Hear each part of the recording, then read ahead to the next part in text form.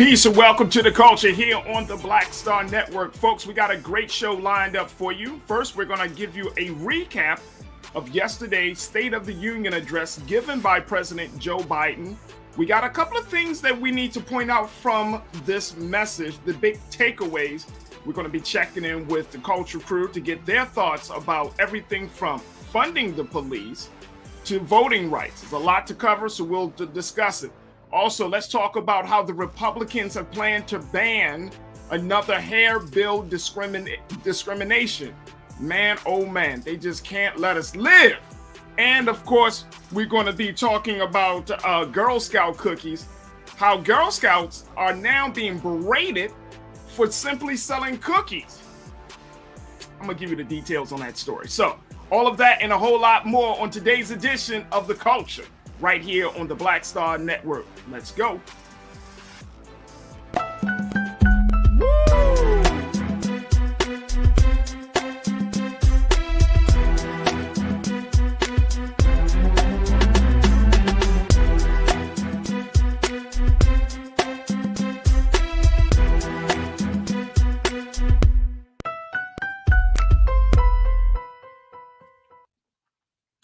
Welcome to the show, folks. Oh my goodness, so much to cover. First and foremost, let me just say this. I didn't get a chance to say it yesterday, so I'm going to say it today.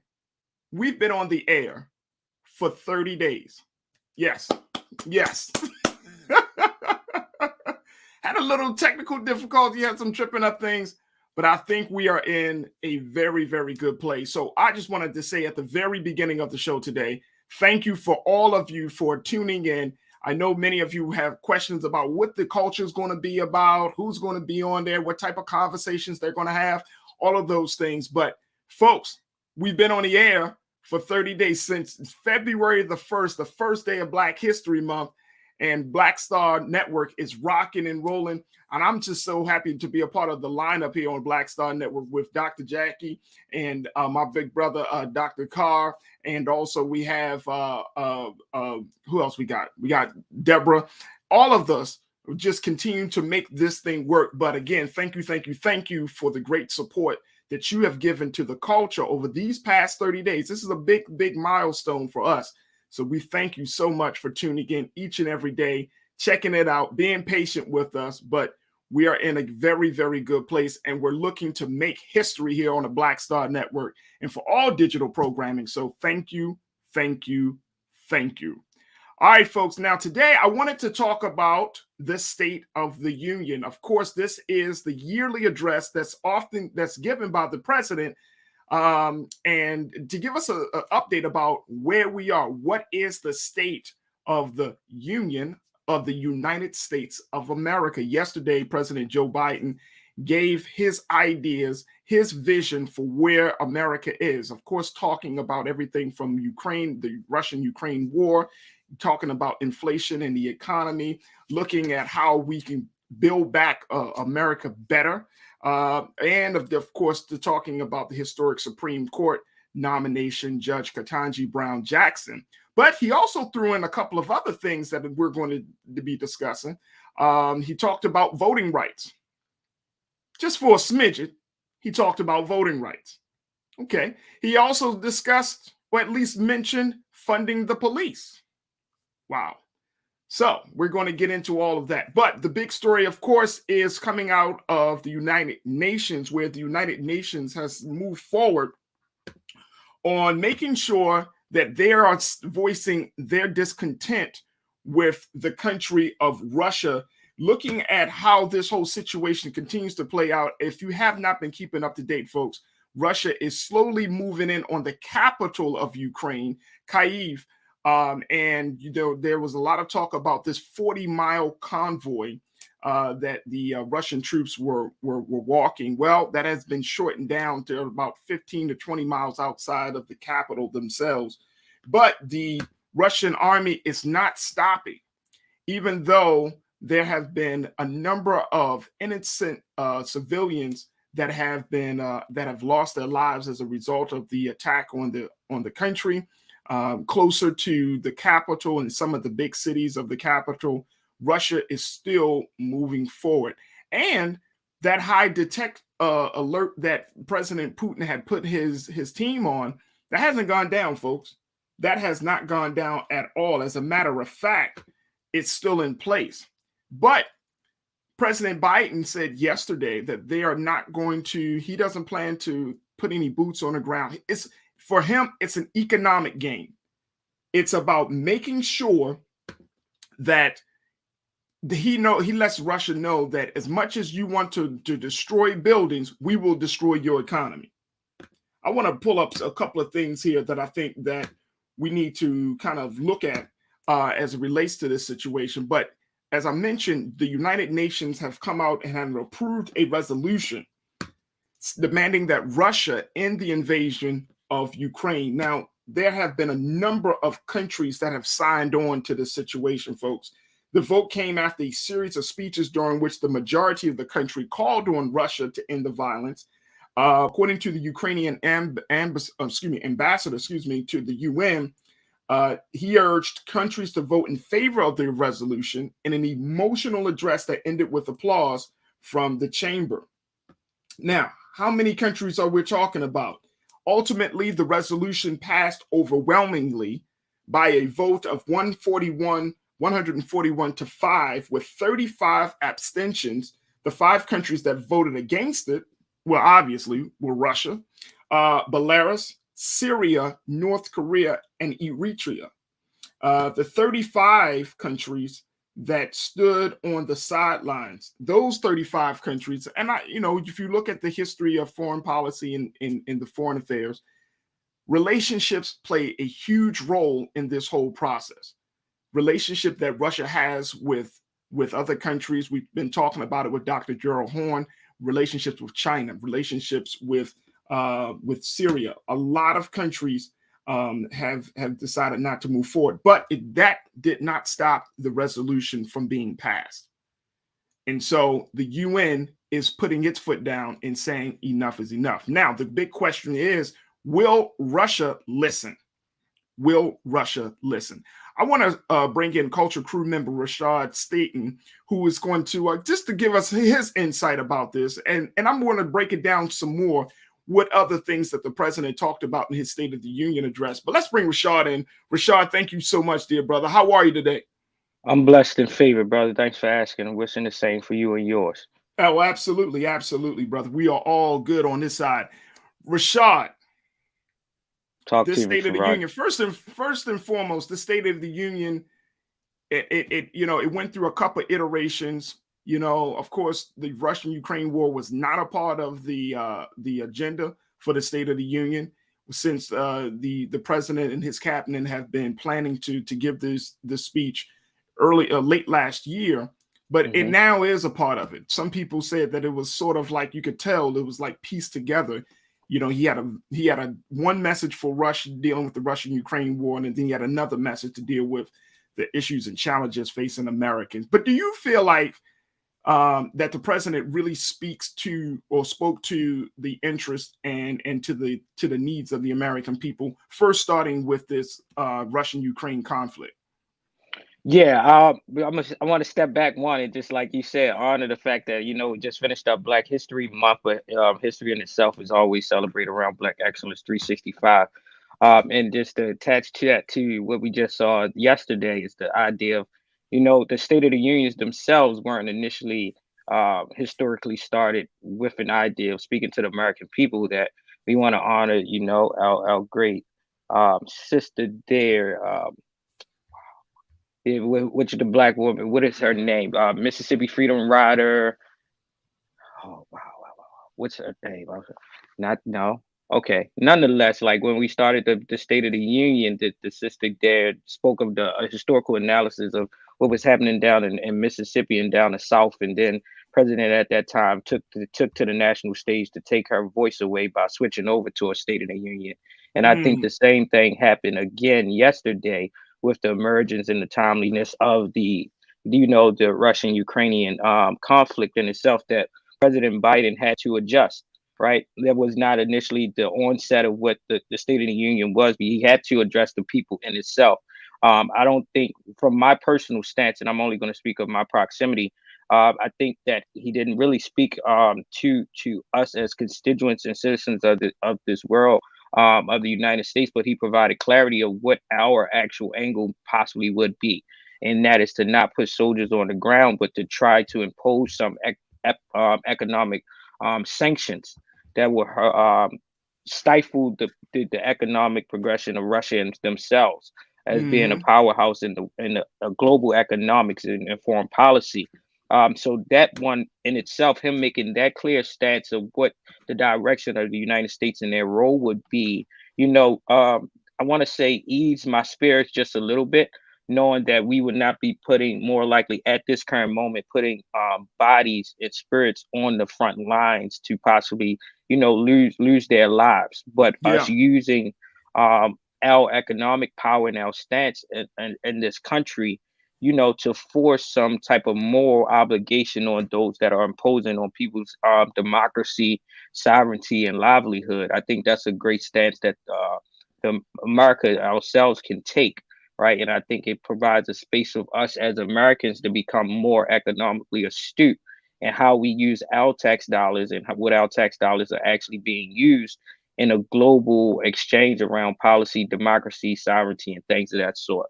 So I Yeah. think I like the idea that President Biden actually provided more clarity in that, and that we don't have to look forward immediately of an actual war and war infringements and us actually bombings or using our military to impose some type of military sanctions on them, but we'll be using our money and using our money to uphold some type of moral standards as a global power. Absolutely. And speaking of money, leaders around the world are saying that this conflict in the Ukraine is creating a humanitarian crisis. The Hmm. UN, for example, has already estimated that the initial humanitarian and refugee needs will cost, check this out, Brother Rashad, $1.7 billion. I'm speaking of with the B, folks. Billion. The UN Secretary General Antonio Gutierrez said that humanitarian agencies need 1.1 billion to fund emergency relief within Ukraine for the next 3 months. He also requested another 551 million to help pay for services for Ukrainians fleeing the country, especially in Poland, Hungary, Romania, and Moldova. 1.7 billion dollars. The UN Secretary General said that the money would help people access health supplies, safe drinking water, shelter, and protection. There's already an estimated 650,000 people who have fled Ukraine and entered the European Union countries since Russia invaded last week. Um, that is a lot of money, and if things continue to happen, which I foresee is happening, it doesn't look like President Putin has retreated, even though this resolution has come out from the United Nations.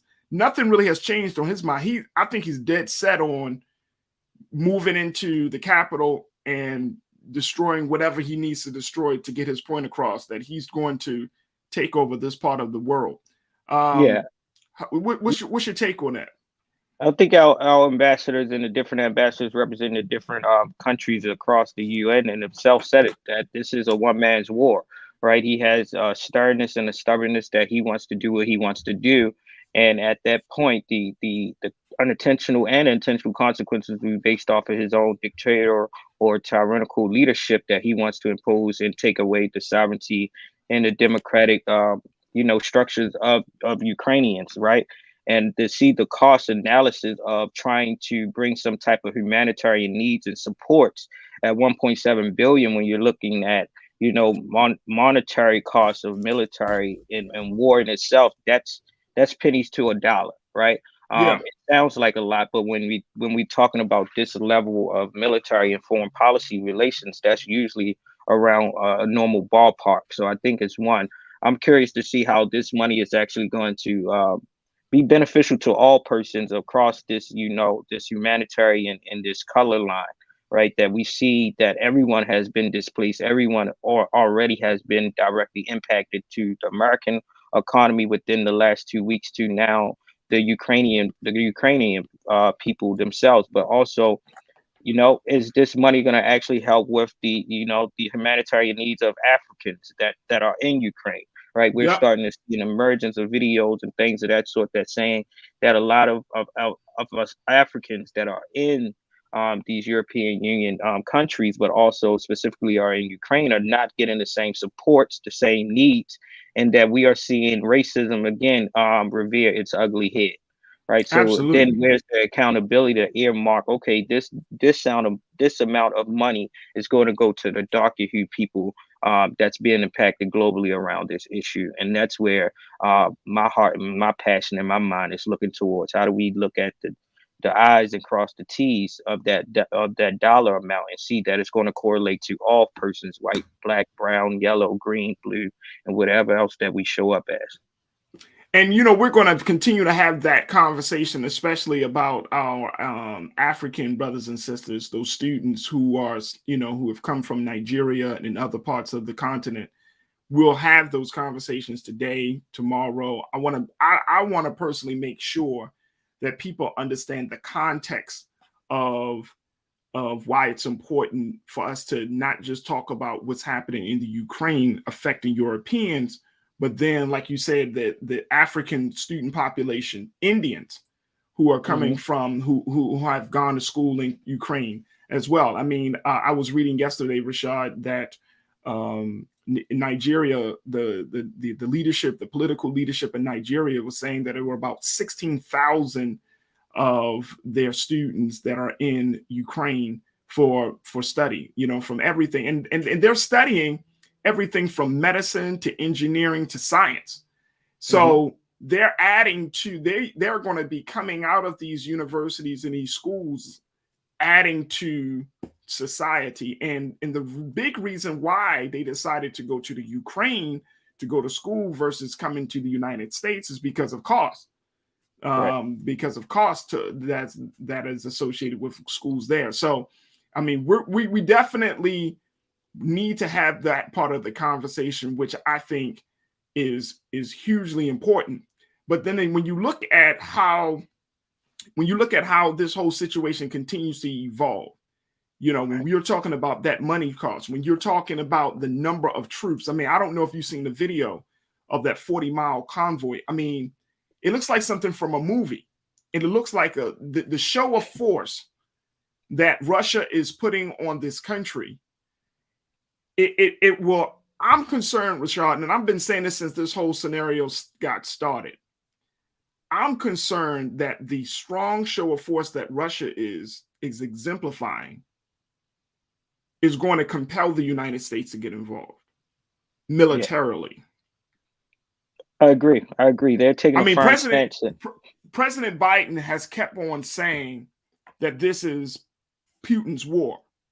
He said it yesterday. He's been saying it. This is Putin's war. This was his choice. This was his decision. And so for me, I feel like it's about to get personal. It's about to get personal. You have all these economic sanctions. You got the UN who are put out this resolution. The president has said that he's not going to stand for certain things. He's not willing to talk to Putin at this point. I mean, I feel like it's just drawing us in.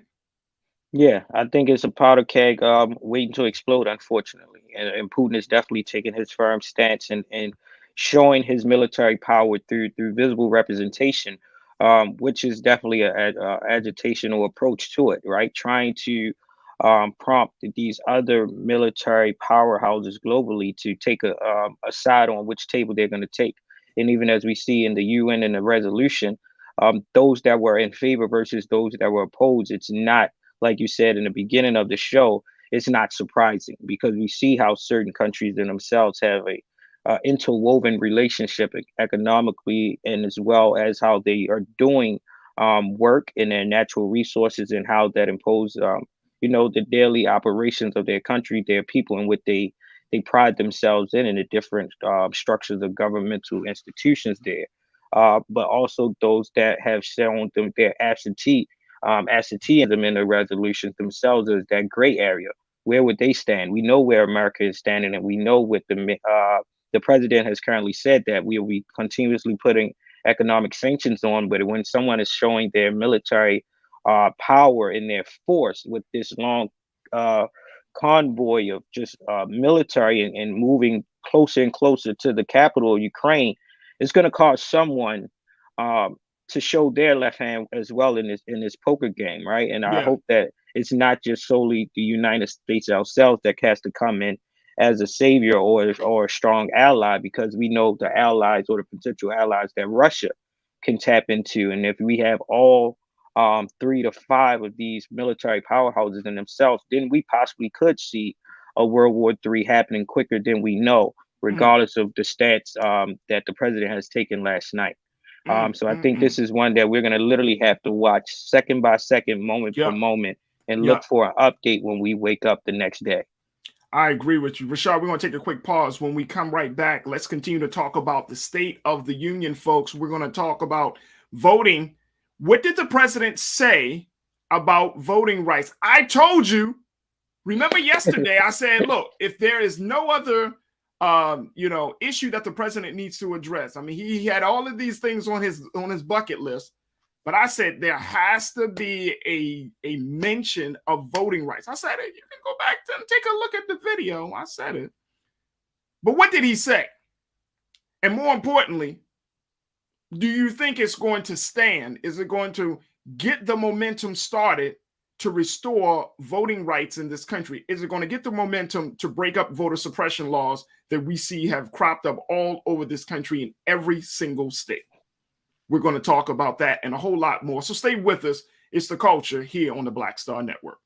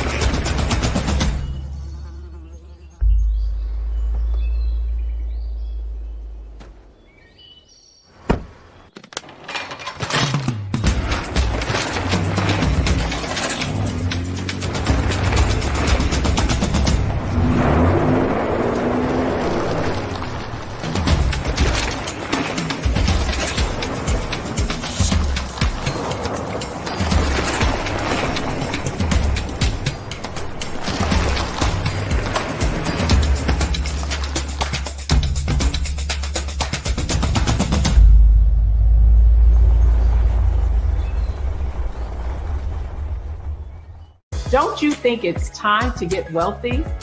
I'm Deborah Owens, America's Wealth Coach, and my new show on the Black Star Network focuses on the things your financial advisor or bank isn't telling you. So watch Get Wealthy on the Black Star Network.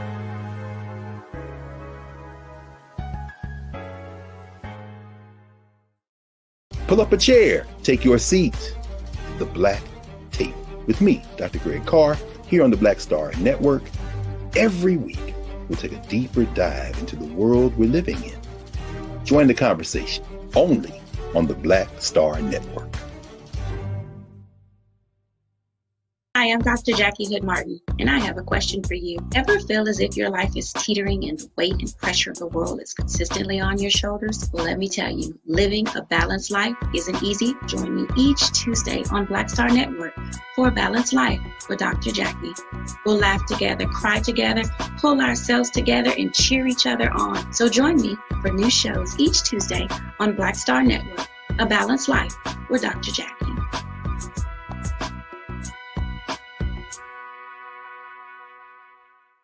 Folks, Black Star Network is here. Hold no punches. I'm real revolutionary right now. Support this man, Black Media. He makes sure that our stories are told.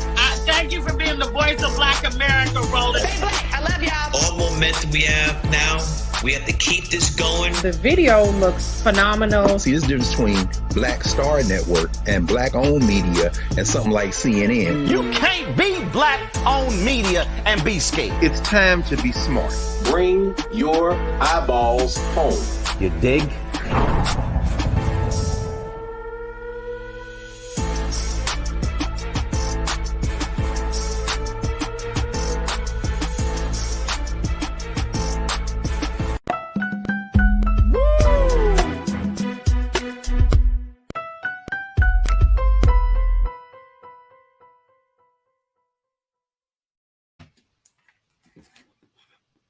Folks, next, we've been talking about the State of the Union given by President Joe Biden today. We've been checking in with Culture Crew member Rashad Staten to give us his thoughts and insight about this, about what the president said.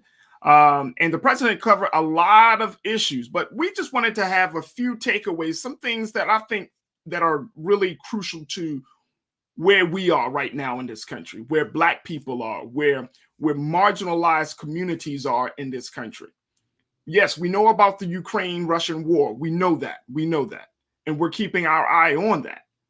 But let's talk about one of the big domestic issues in this country, which is voting rights.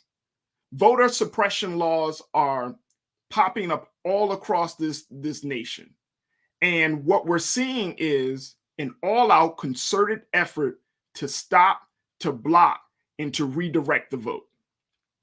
We're seeing gerrymandering strategies taking place in major states that will allow Republicans to gain the votes that they need and to get the power and leadership that they desire. Now, why am I putting it just that in that terms? I generally don't use us versus them terms when I'm talking about things, because it's not just about one person or one group of people.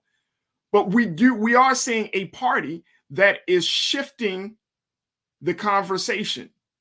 We are seeing a party that is so desirous of power that they're doing all that they can to undermine something that many people are saying is the very foundation of democracy, which is the right to vote.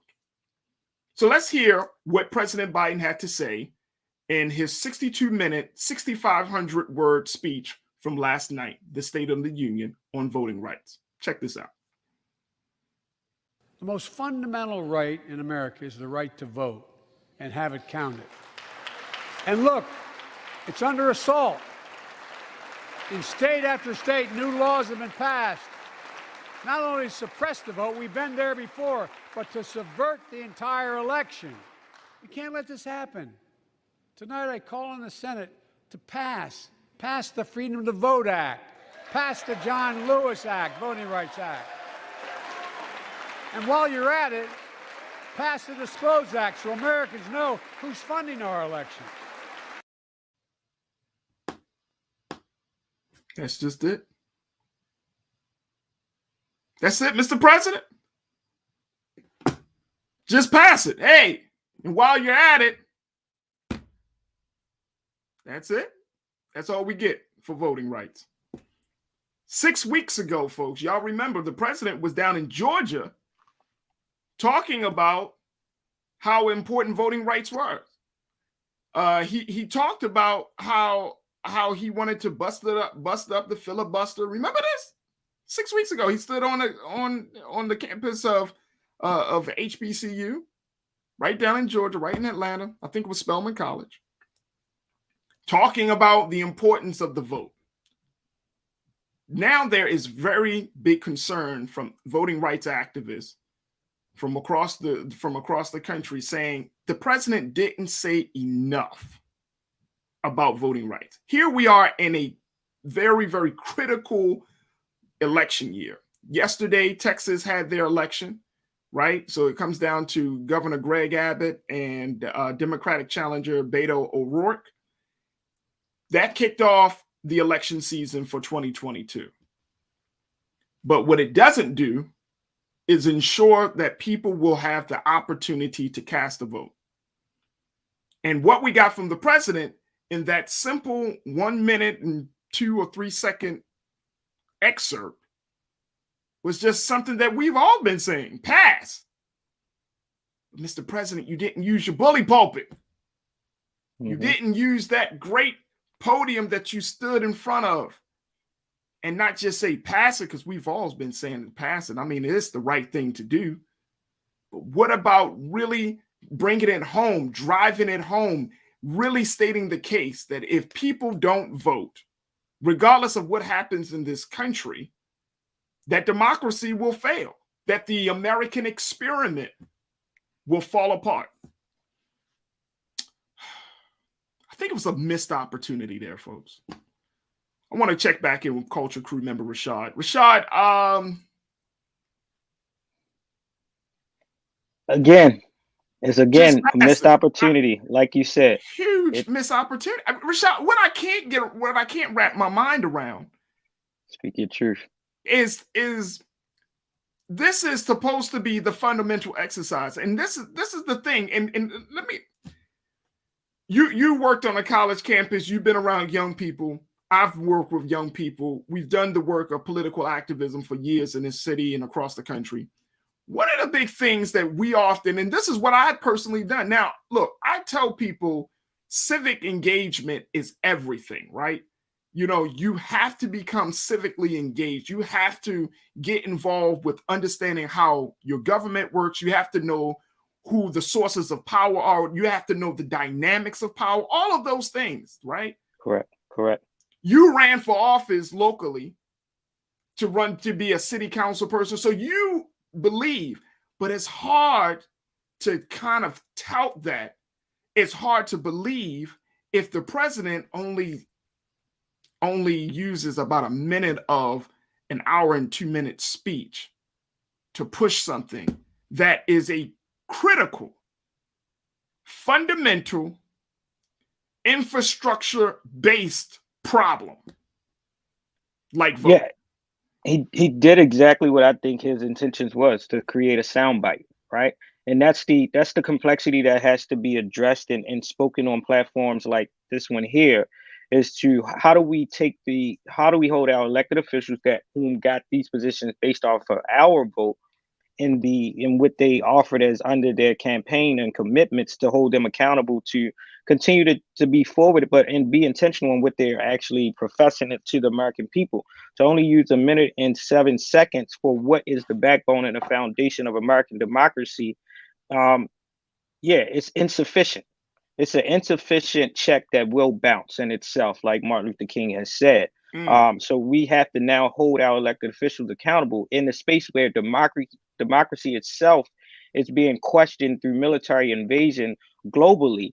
And we are having these same things happening to us nationally, to only commit out of an hour and 30-minute, State of the Union, only to give less than 10% of that time to the thing that creates the infrastructure of American democracy is insufficient and is unacceptable.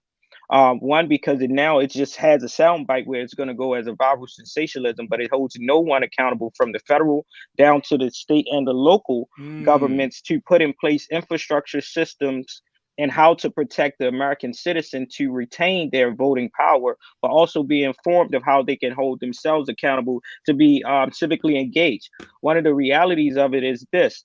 From voting rights acts to state IDs to long lines to closing up lines to taking away the early voting, much of this can be imposed by our state government, right? So really, the president only this soundbite is just from federal power without any legitimate stepping stones and places put in action that he can use to impose back on our states, right? And then if our states governments and those that have control or some type of influence on our voter execution and exercising our rights, if they are not held accountable by the highest person or leader of this country, how can we as citizens then be obliged to hold them accountable when you didn't tell us the certain steps that we can do to make sure that these things are put in place? It was a soundbite with an insufficient fund that it'll eventually bounce back to, and that's what we need to address here. From him speaking on an HBCU campus, which is of symbolic representation, to now having the State of the Union where everyone is tuned in nationally and globally in the time of a wartime, it just doesn't sit well with me, right? And I'm not content with the idea of what he just said, because now it has to be education going into it, and to see that you use this word and you acknowledge our great ancestor now of John Lewis for the John Lewis Voting Act, seeing that he was the youngest of the big six that helped bring around the Voting Rights Act. It's actually dishonorable to the name and the fight that this man has done for his entire life.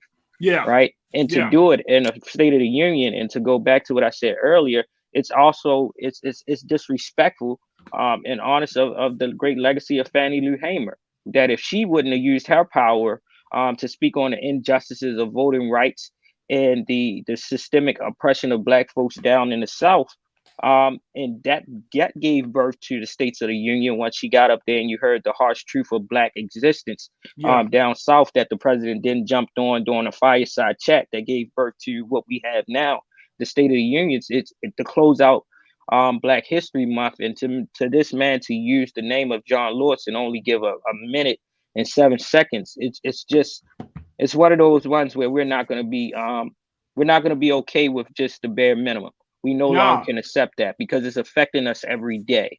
And our people need to know how to awaken and to lift up our civic engagement and insights, that it leaves a space of gray area that can only cause more frustration, disruption, and disrupt the democratic process. I think what they did was just impose other things that we wouldn't know how to position ourselves to regain our own power as citizens. No doubt. Let me just share with you just a little bit of the comments that we've gotten from our watchers. And folks, keep your comments going. I'd love to hear what you got to say on YouTube and Facebook. But Zoe Bing checked in and said, look, the State of the Union was a lackluster performance. I didn't hear anything new. He was regurgitating campaign promises. At this point, we all need more. And also Zoe said, I don't understand why Biden plays it so safe. What does he have to gain or lose? It was a soundbite that in another one of our watchers, Joy the Dancer, said, I agree. It was a soundbite. That's why the Democrats will lose in December.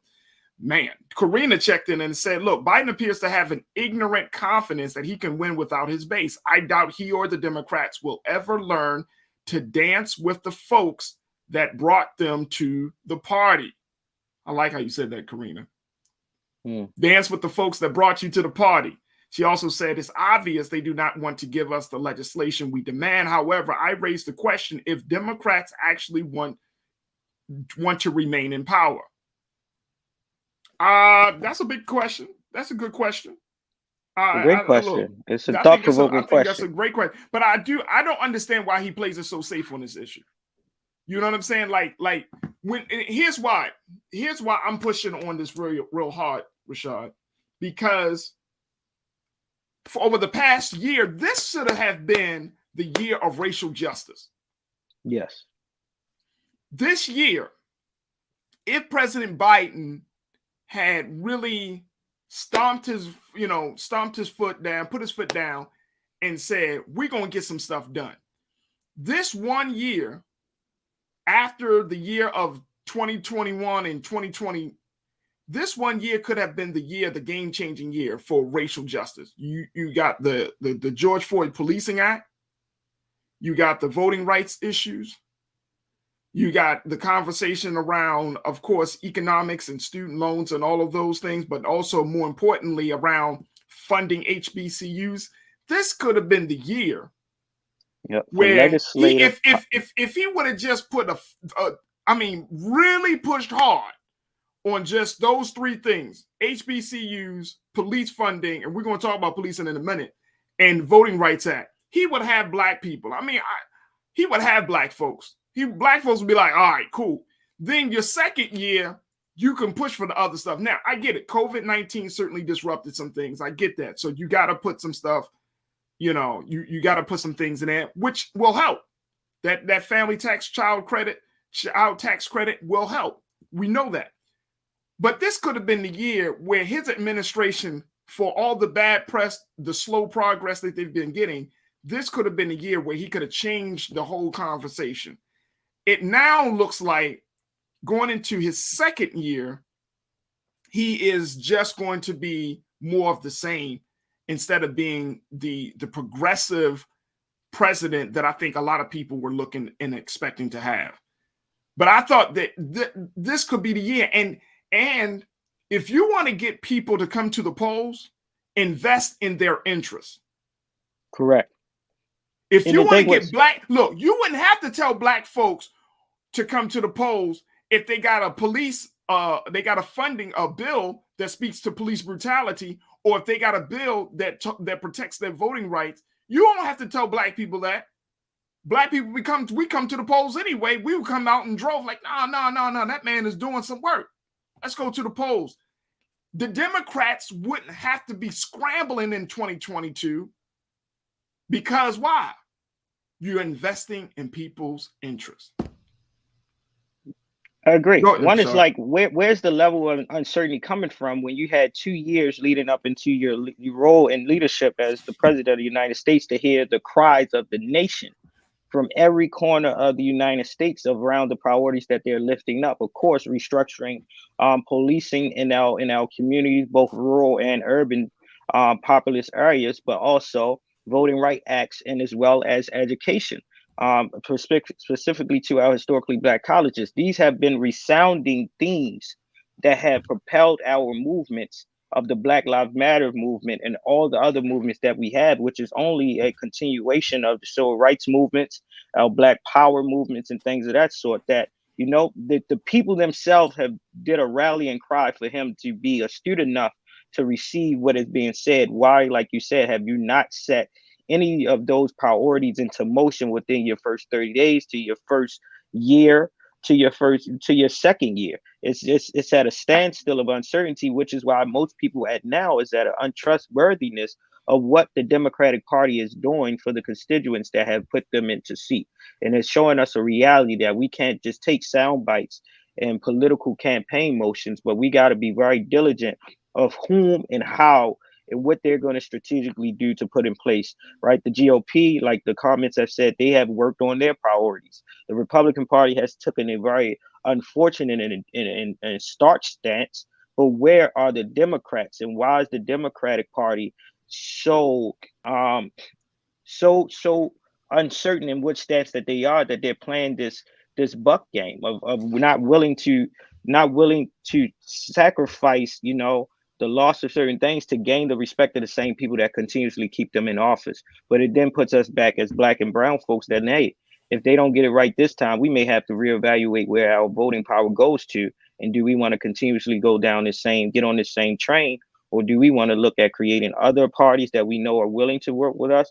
Or even go into a space of renegotiation of what the Republican Party could possibly do for us and strip them of any of those particular conservative views that doesn't actually complement the view of us, right? And so look, and look, let me just throw this part in there, Rashad, as well, brother.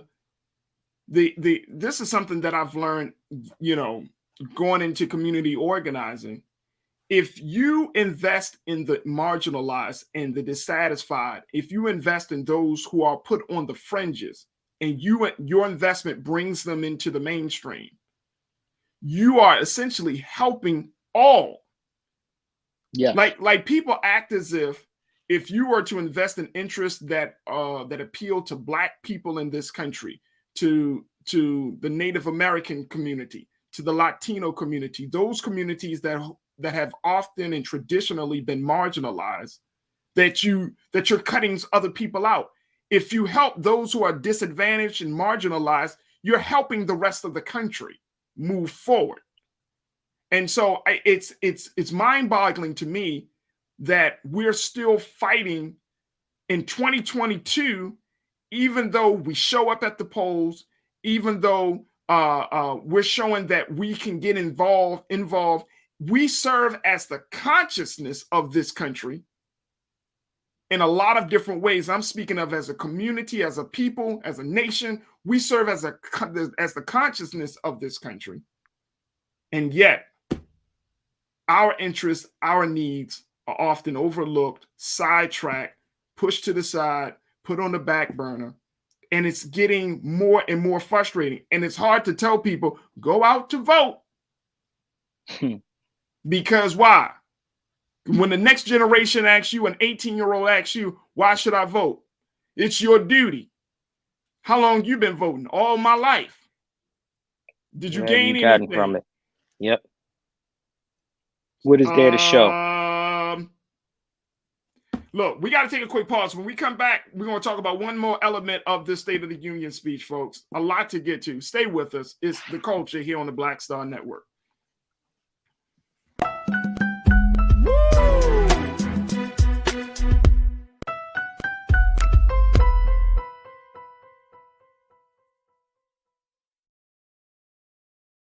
Don't you think it's time to get wealthy? I'm Deborah Owens, America's Wealth Coach, and my new show on the Black Star Network focuses on the things your financial advisor or bank isn't telling you. So watch Get Wealthy on the Black Star Network.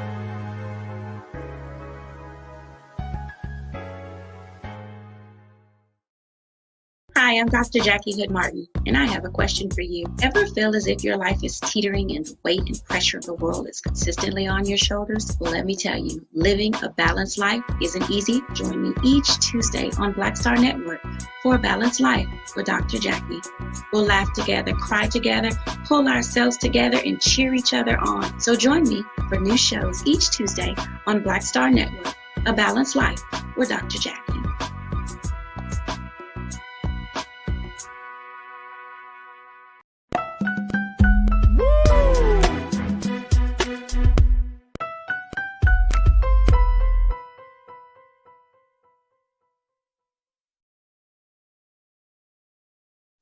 All right, folks, welcome back. We've been talking about the State of the Union, having a conversation about some of the big takeaways from the president's message last night. I've been talking to Culture Crew member Rashad Staten to get his thoughts on this.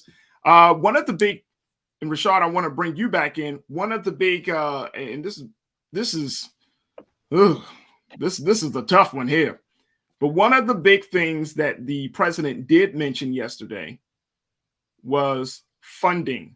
Not defund, but funding the police. Check this out. I know what works.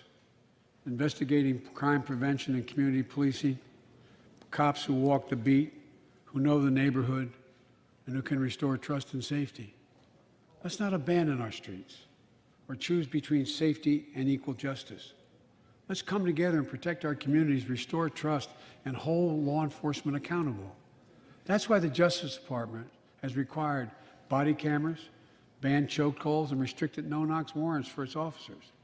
That's why the American Rescue Plan that you all provided $350 billion that cities, states, and counties can use to hire more police, invest in more proven strategies.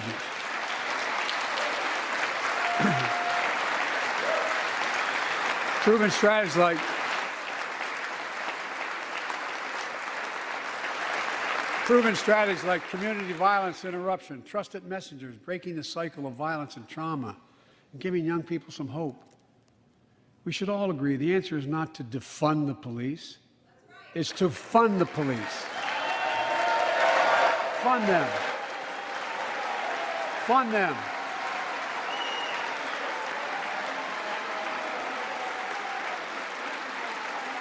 Fund them with resources and training.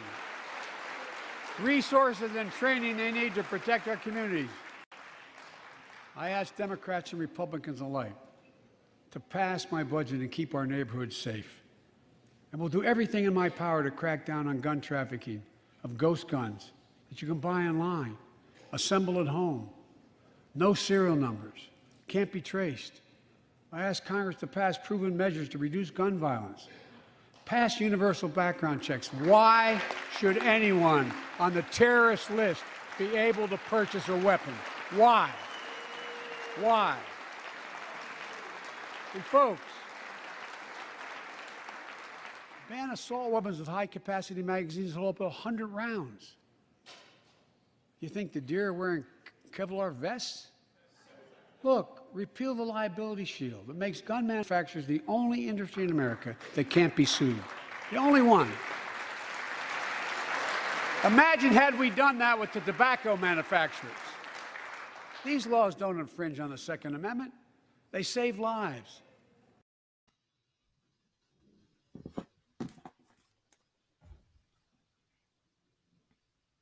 I'm just waiting for the part where he talks about police brutality. I'm just waiting on the part where hey, Rashad, I'm just waiting on the part where he talks about the George Floyd Justice and Policing Act. That's the part I'm waiting on. Oh, I get it. He never did.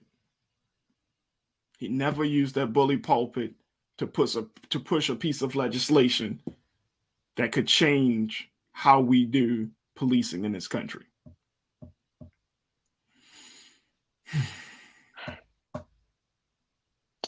So that makes two out of two for that one. Missed opportunity. We 0 for 2 right now, Rashad. We 0 for 2. I'm gonna say one thing around this, and I'm gonna use this one term. It's a factoid, right? It's a false fact that presents itself as truth and reality. One is what he said as we talked about fund.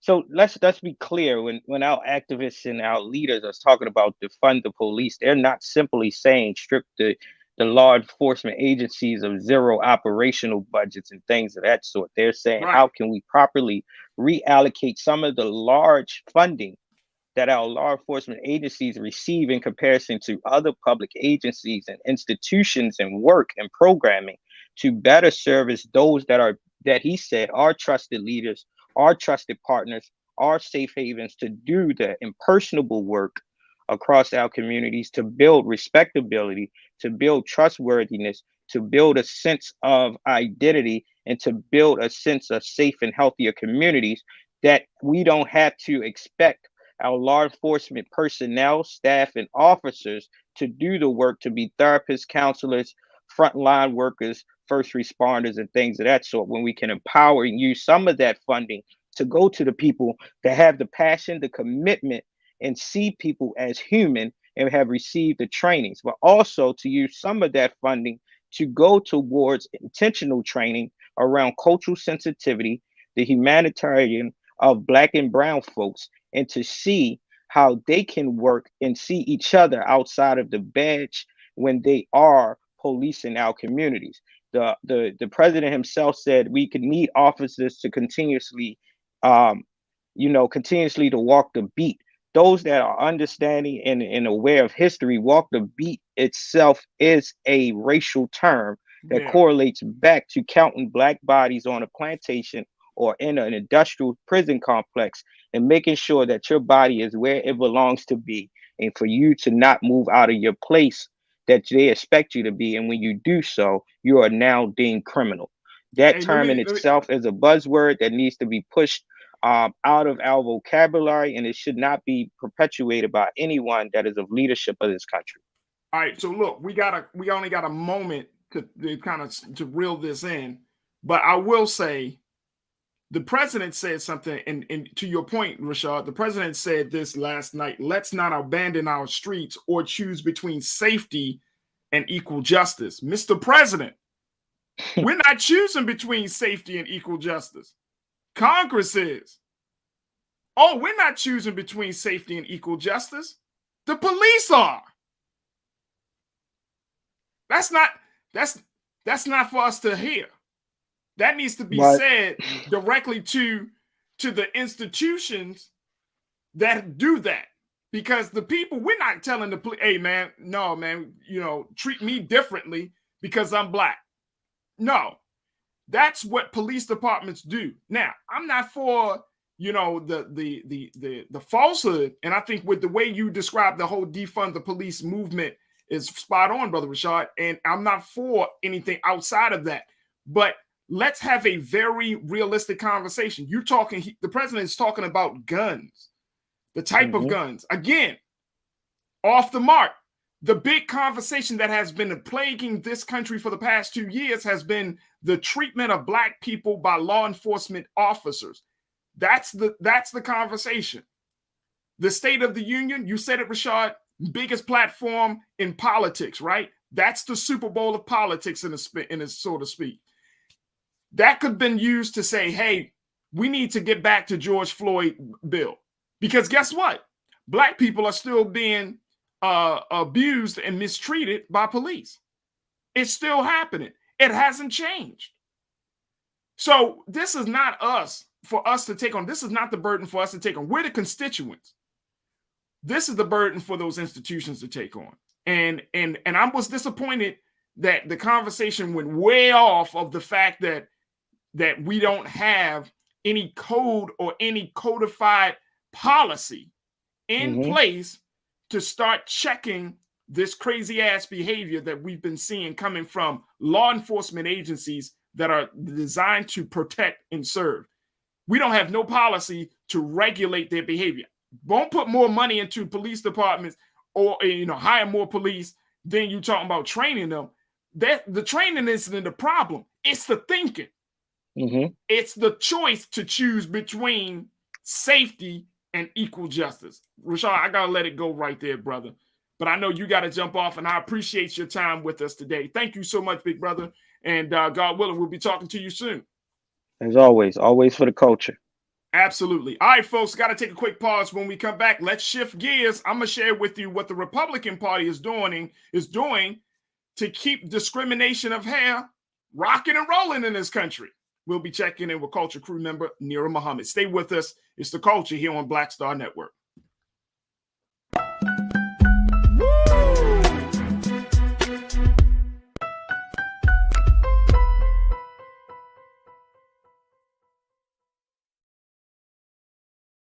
Don't you think it's time to get wealthy? I'm Deborah Owens, America's Wealth Coach, and my new show on the Black Star Network focuses on the things your financial advisor or bank isn't telling you. So watch Get Wealthy on the Black Star Network.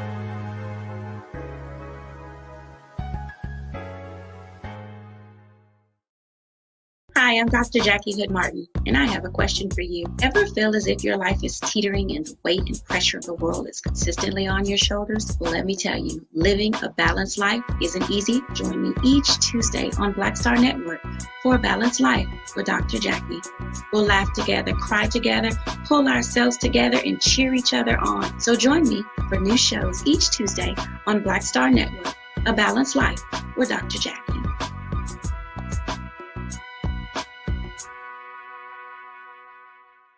Pull up a chair, take your seat.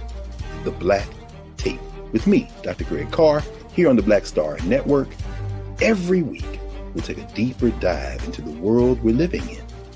Join the conversation only on the Black Star Network.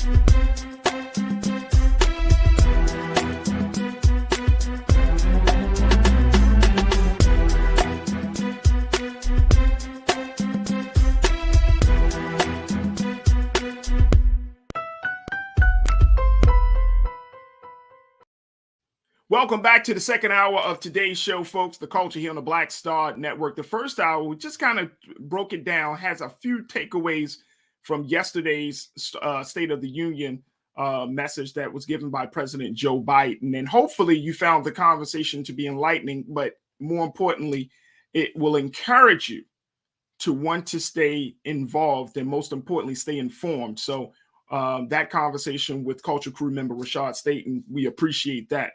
But I want to shift gears now because there is another conversation, or rather issue, that's on the table that we've been talking about this for a while.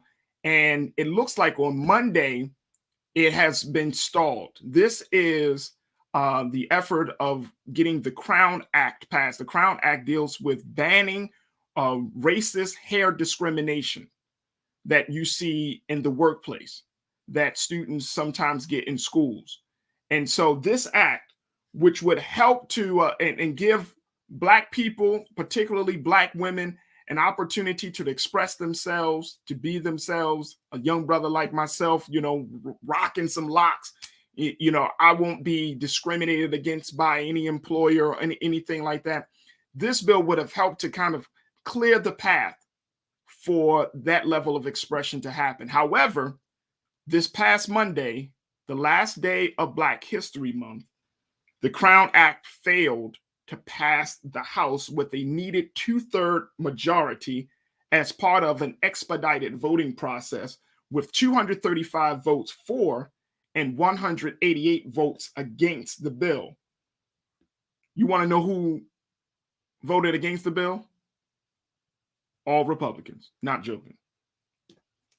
Democrat Representatives Bonnie Watson Coleman of New Jersey, Barbara Lee of California, Gwen Moore of Wisconsin, Ayanna Pressley of Massachusetts, and Ilhan Omar of Minnesota, all Black women, said in a statement that they will ensure it gets brought back up for a vote through a longer process that would need only a simple majority to pass.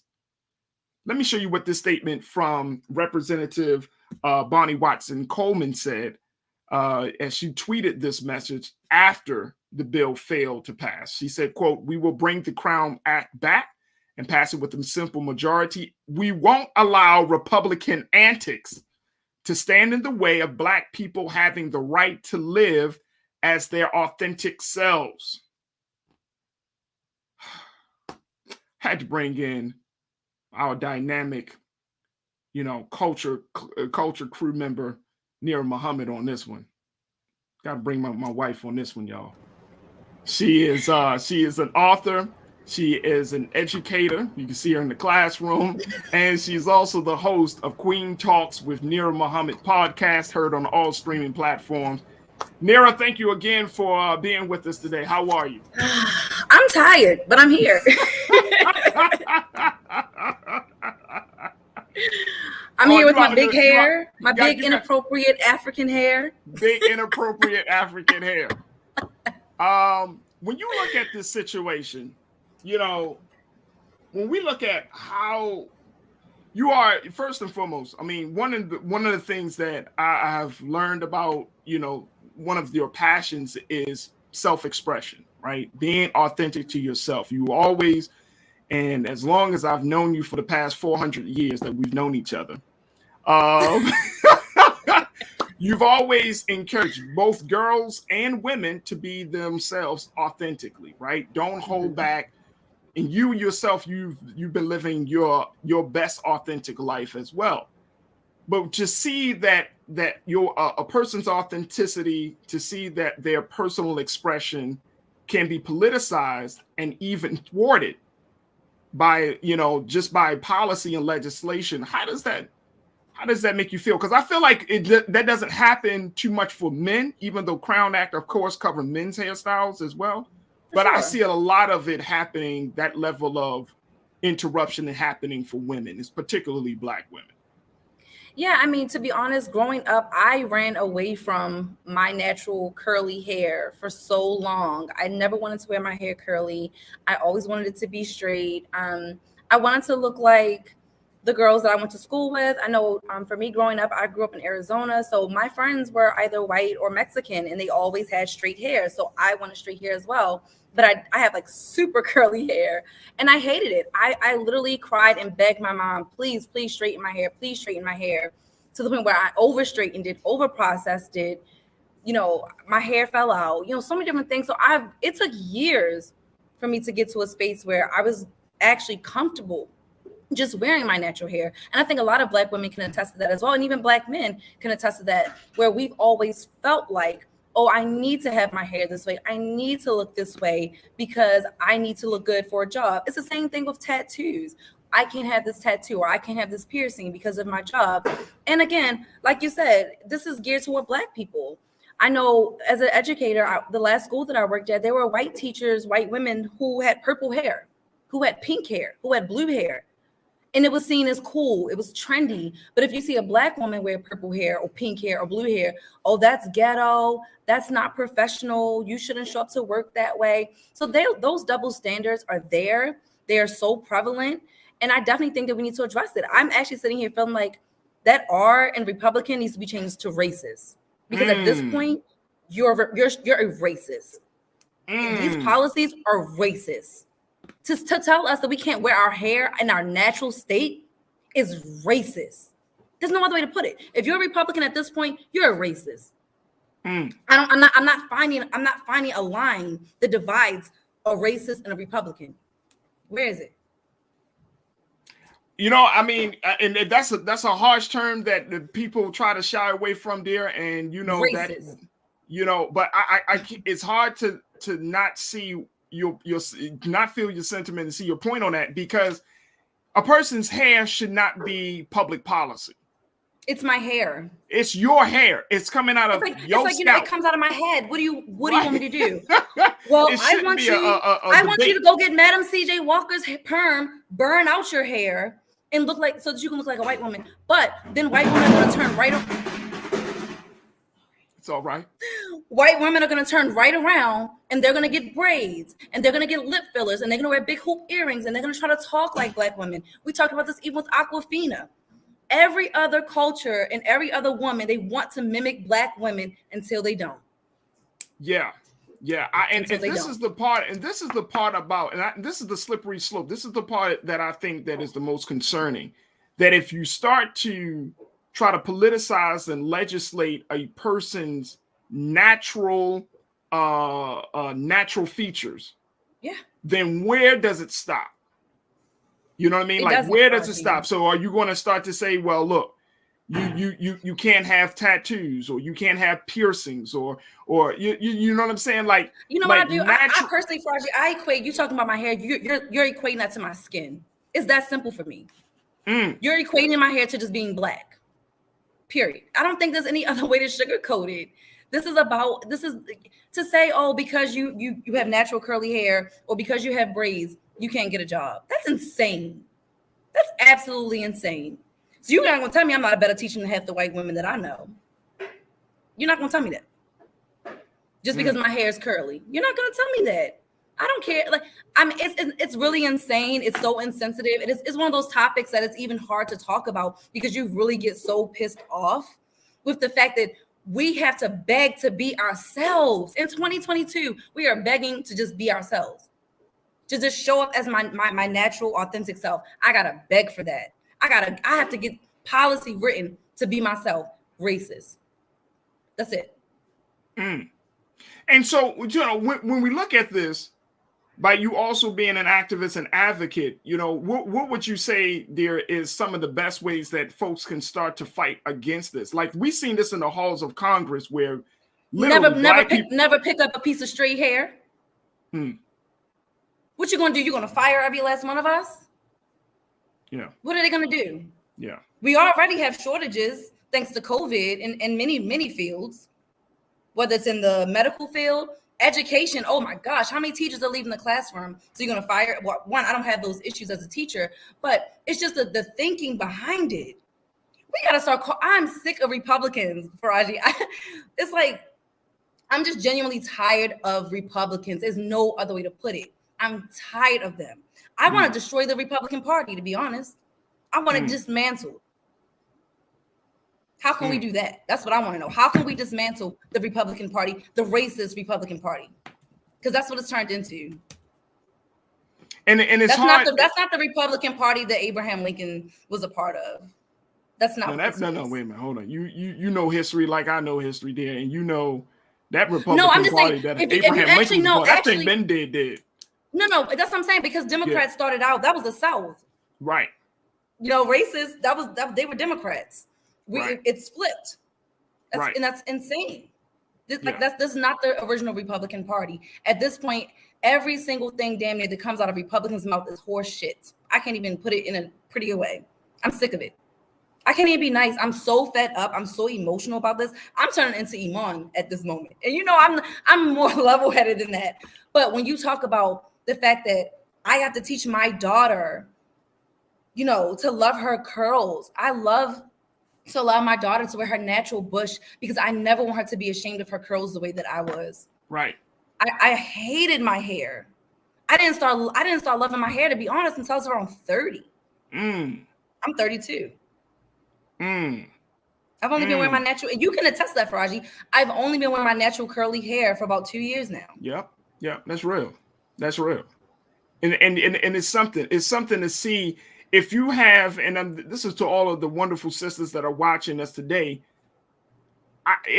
I know many of you have gone through, and I don't know if there's a name, you're better with those words than I am, dear, but I know many women have gone through like a hair evolution, you know what I mean, where you have to think and condition yourself.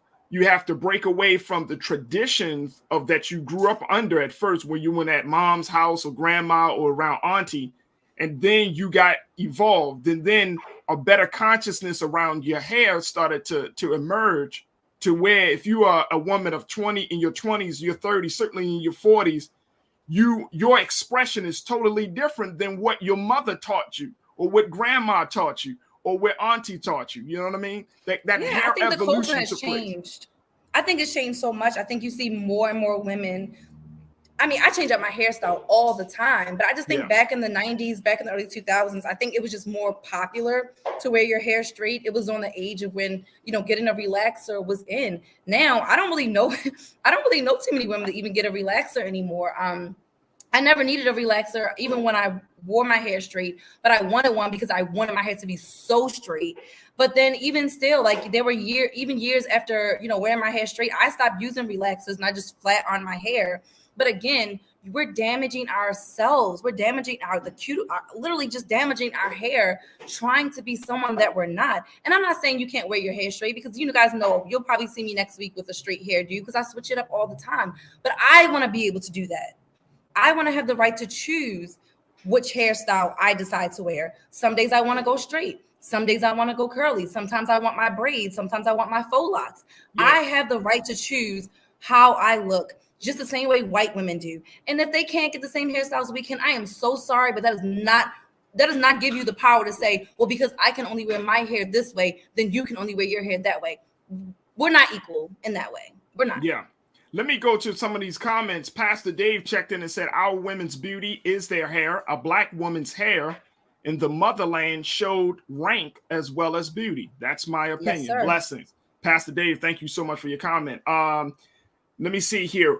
Tiny said, it doesn't stop. It gets worse. I refuse to straighten my hair anymore. I also have been wearing head wraps since 2020.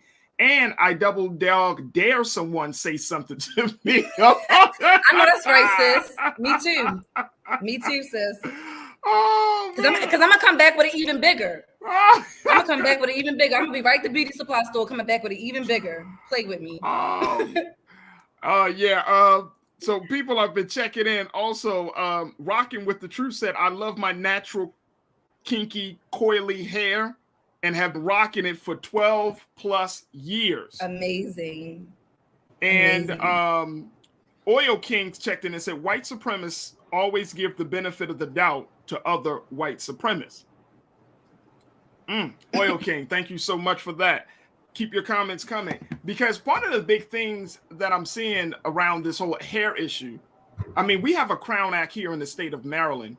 And one of our local legislators, she pushed forth for this legislation to pass, but to still be in 2022 and we're still in this place is really like mind blowing.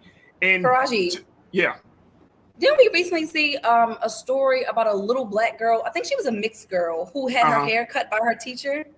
Yeah, yep. I'm going to jail because I'm whipping someone's ass.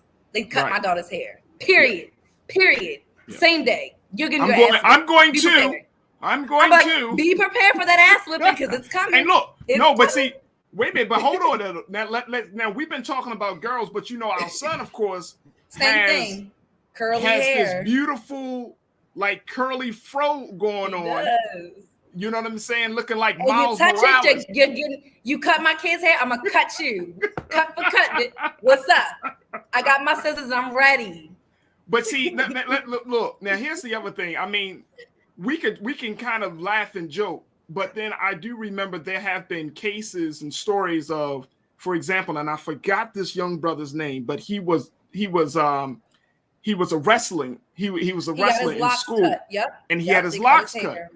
And there has even been shows that spoke on this issue. I forgot the show that The Game in the new The Game. Oh yeah, with her daughter with tennis. Where her daughter whipping ass. Right. But see, here's the thing.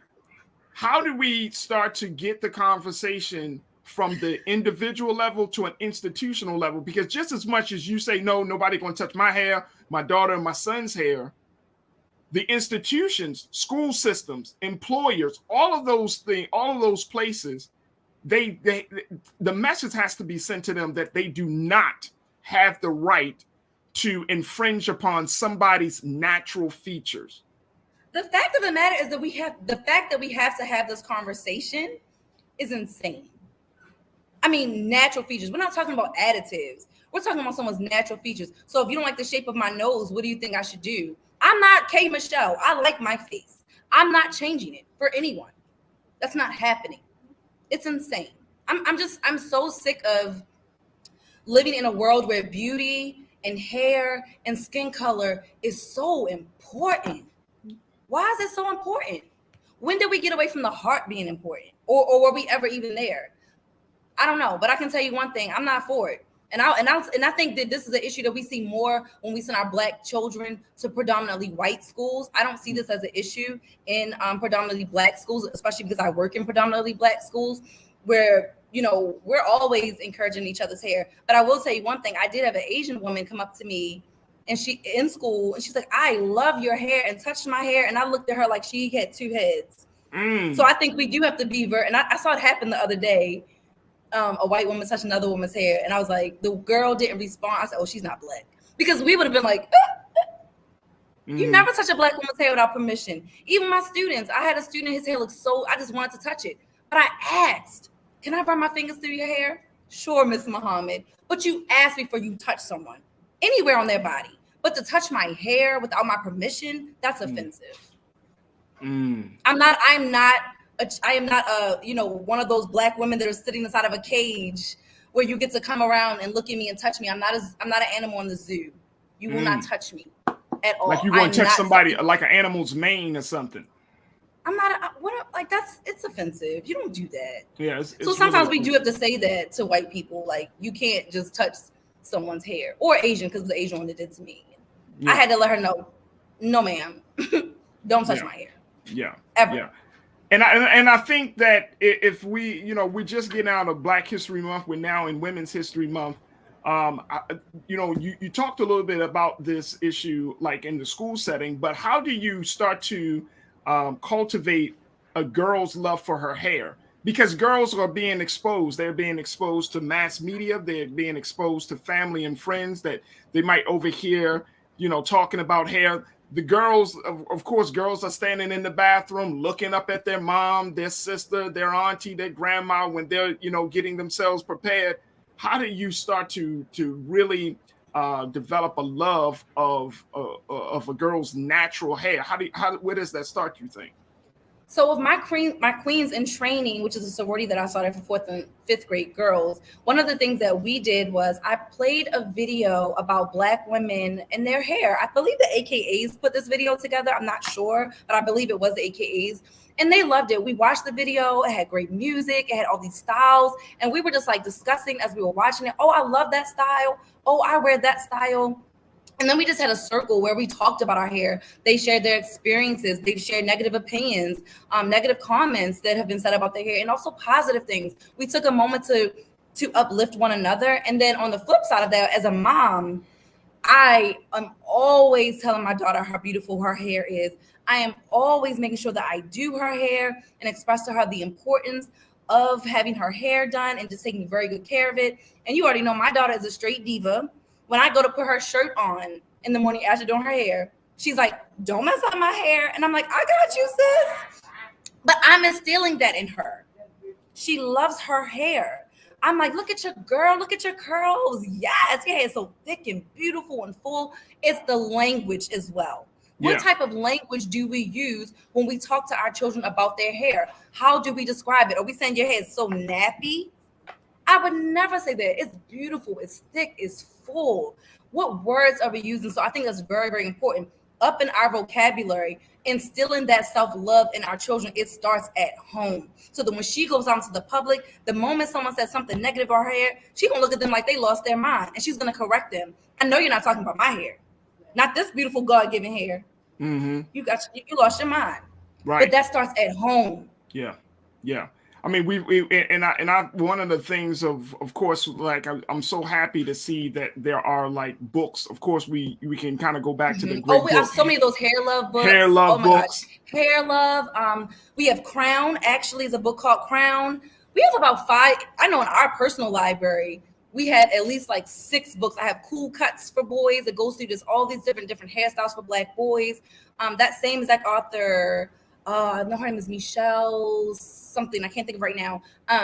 But she has a book called Cool Cuts, and then she has another one for girls. And every page, and it just shows Black children, different skin tones, different hairstyles. And it's just really, really fun, really, really cool. I've actually read them on Booking with Mommy and Nigel on YouTube. So yeah, if you want to read the book, my son and I read them on our show, Booking with Mommy and Nigel. So you guys can check out Cool Cuts. And it's just a really great book to get him excited and get your kids excited about that representation and seeing themselves. So I love that you said that, Farajii. Even shows like the Proud Family, all the characters in the Proud Family have different hairstyles. They are showing you Black excellence, showing you that Black children are colorful. We are so different. Some of the kids have braids. Some of them have locks. You know, they wear just different styles. So that representation is so very important, and you have to start early. Absolutely. And you're talking about the author, Michelle Renee Rose. She yes, wrote the book. I couldn't think of it for a moment. Right? Thank you. It's all good. Cool Cuts. I have so cool many books curls. in my head, I can't always remember. It's cool. It's fine. But Cool Cuts and Cool Curls, the book for hair for Black boys and Black girls. Let me just share with you. Tiny's checked in and said, this white guy I worked with touched my daughter's afro when she came to my job to see me. And man, I thought I was going to have to pull her off of him. I stepped in and was like, don't touch her hair. DeAndre checked in and said, look, they view their approach on Black hair as petting you or, oh, your hair is so exotic, etc. Yeah, that's how I felt, Farajii. I felt like I was a dog when she touched my hair. I'm like, am I a dog? Right, absolutely. Petting me like I'm a dog. It was so offensive. She wasn't trying to be offensive, but it was offensive. Yeah. And DeAndre also said they don't think they have to ask to touch your hair, let alone your hair. They ask to touch your person, let alone your hair. Facts, Nira. We definitely have to do away with that slave discriminatory term of calling our people's hair nappy.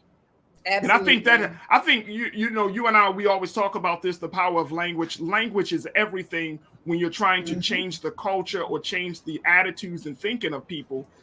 So language is critical. It's absolutely pivotal that we use different terms. Instead of saying nappy, we should say natural. Instead of saying something is rough. Or you could say coy. You could even say coily. Your curls are so coily. You know what I'm saying? Instead of we using saying kinky, and some of our people, we embrace the term kinky, but you just say, you know what I mean? Your hair is just different. Everybody's hair texture is different. It's fine. It's all good. But guess what? It's still beautiful. Listen, I'm going to throw it out there. Go ahead. Anyone who's complaining about having, thicker hair, embrace it. Because I can tell you one thing, having thinner hair can be a nuisance. Like so much, love your hair. It is beautiful. Like you are beautiful. And that goes to the brothers as well, because brothers go through it too. Brothers like to do their different styles too. You guys do your cool cuts. You guys wear your locks. You guys wear, long up top and, cut on the sides. I mean, even your styles. Sometimes we put the stars in Nigel's hair, all of those things. So this is not just about women, but this is as much about Black men and boys as it is about Black girls and women. There it is. Folks, we got to take a quick pause. And Devonta's said, I'm so glad that you all are talking about our hair. You're absolutely welcome. Look, we got to take a quick pause. When we come back, let's talk about Girl Scouts. I know that's a favorite thing for you, Nira, Girl Scout cookies. But do you know that Girl Scouts are now being berated? There are now people that are complaining about Girl Scout cookies. I'll tell you why. And later, we'll just talk about what Lauren London had to say since the death of her love of her life, Nipsey Hussle, and some of the big lessons she learned. So stay with us. A lot coming at you on the final 30 of The Culture right here on the Black Star Network.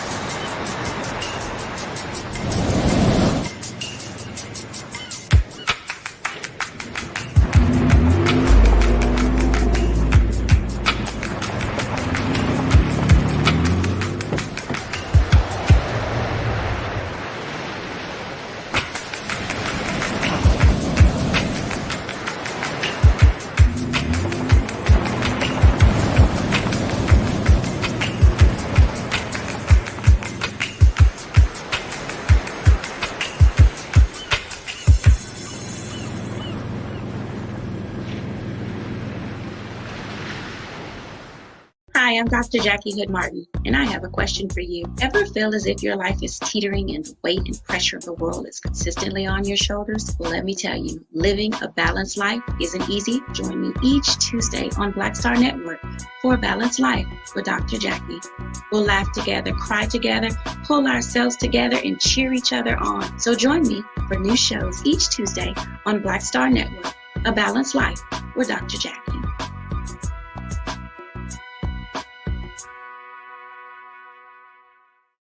Pull up a chair, take your seat. The Black Tape with me, Dr. Greg Carr, here on the Black Star Network. Every week, we'll take a deeper dive into the world we're living in. Join the conversation only on the Black Star Network.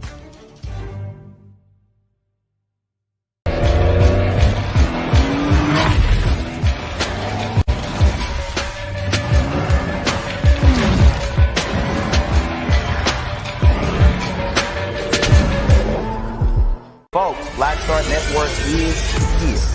Oh, no punches! I'm real revolutionary right now. Support this man, Black Media. He makes sure that our stories are told.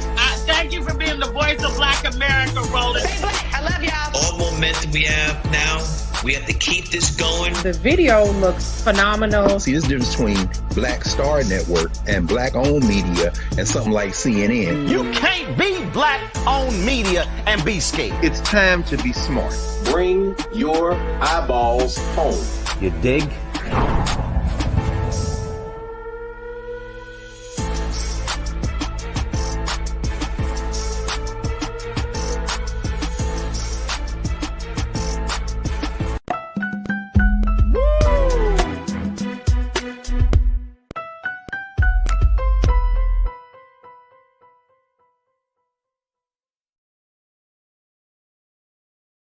All right, folks. Well, it is that time of year where you get the opportunity to get some of your favorite treats from the little girls in those uniforms. Are they still green and brown? And, well, you know what I'm talking about. The little girls called the Girl Scouts. Apparently, folks, this time of year brings the Girl Scouts out.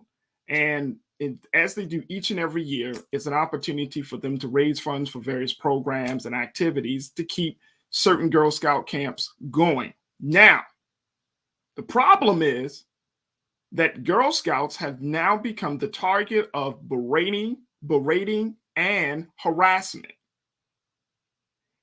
Children as young as 5 years old are being harassed about their cookies. Now, what can possibly be said about the cookies? The fact that the cookies are unhealthy and that the funding from cookie sales is actually funding abortions, which is a lie. We want to continue to have this conversation with Culture Crew member Nira Muhammad, host of Queen Talks with Nira on all streaming platforms. Nira, I want to really kind of just share with you just a little bit around this story because I find it to be absolutely interesting that Girl Scouts, which is known for its camaraderie, its sisterhood, its, of course, for those who have been a part of the Girl Scouts, they know that you can learn all types of skills and all of those things. But the big thing about them is the cookies, the cookie. They love them cookies, and we can do that. However, in a recent post about the cookie seller harassment, this has gone viral on social media. People are seeing that there are a number, and I'm saying Girl Scout parents are saying that there are a number of people who are coming up to their little daughters, to their nieces, to their granddaughters, and harassing them about the cookies. The big thing is, of course, are the cookies healthy? Who cares? Are the Takis that kids eat every day for breakfast healthy? Absolutely not. But we're not talking about that. Or the honey buns I see kids coming here with every day, or gummy worms or gummy bears and all the other trash that these kids are eating for breakfast. But you're gonna take away my Girl Scout cookies? Yep. Girl Scout cookies. A lot of people, there have been a number of comments about weight and diets, and a lot of adults. Check this out. This is coming from adults, not from other children. This is coming from adults that are killing the self-esteem of these little girls simply trying to sell cookies. This is the sad part about this. Let me just tell you the sad part. It's like going up to a child's lemonade stand and be like, you know what? This is terrible. You put too much sugar in this. You lemonade. Put too much sugar. I got a question. So is Mars livable yet? Can I go to Mars at this point? Because I'm sick of Earth. I'm sorry. Can we go to Mars yet? Because Earth is just ghetto. Can we just? The moment that they started coming after little girls for selling Girl Scout cookies, something is wrong with the world. I don't like it. I can't eat Girl Scout cookies because they're not gluten-free. I think they have one gluten-free cookie, but there's a new brand of gluten-free cookies that is like a mimic of Girl Scout cookies. Okay. That's how big Girl Scout cookies is, though, that they had to make a whole brand. The Samoas. You talking about the Samoas? Huh? The Samoa cookies? Which ones? I like the fudge cookies. Oh, the fudge cookies. I like the Thin Mints and I like the birthday cake ones. Yeah, I said Samoas. Those samosas. Thank you, those nasty. The only one I hated was the one with the coconuts because I hate coconuts. Yeah, I'm not a coconut fan. But any other Girl Scout cookie, give it to me. And come on, people talking about you're overweight. You never heard the word moderation? Yeah. You can't eat. So you're telling me you never eat sweets. You don't go to the ice cream parlor. You don't eat pizza. You haven't had a burger. Sit down. People are so annoying. You know what? And that's so funny because how many times have you gone up to the ice cream truck and be like, this shit is unhealthy? Let me get two of those. How many times? How many times do you hear the ice cream man outside the door with the little bell? And you talking to you? Wait a minute, hold on, kids, hold up. How many adults do we see in the McDonald's line still? I'm surprised McDonald's is still around. How? Because after you turn 25, it messes your stomach up. One bite and you on the toilet. Explain yourself, over 25-year-olds. Hey, look. How y'all eating McDonald's still? Apparently. This is a real problem. McCole checked in and said, quote, people are harassing the girls selling Girl Scout cookies. That is foul. That is beyond foul. And I agree with him. You know what I'm saying? Like, here's the thing. And this is, you and I often have this conversation, right? People's diets are changing. People preferences are changing, right?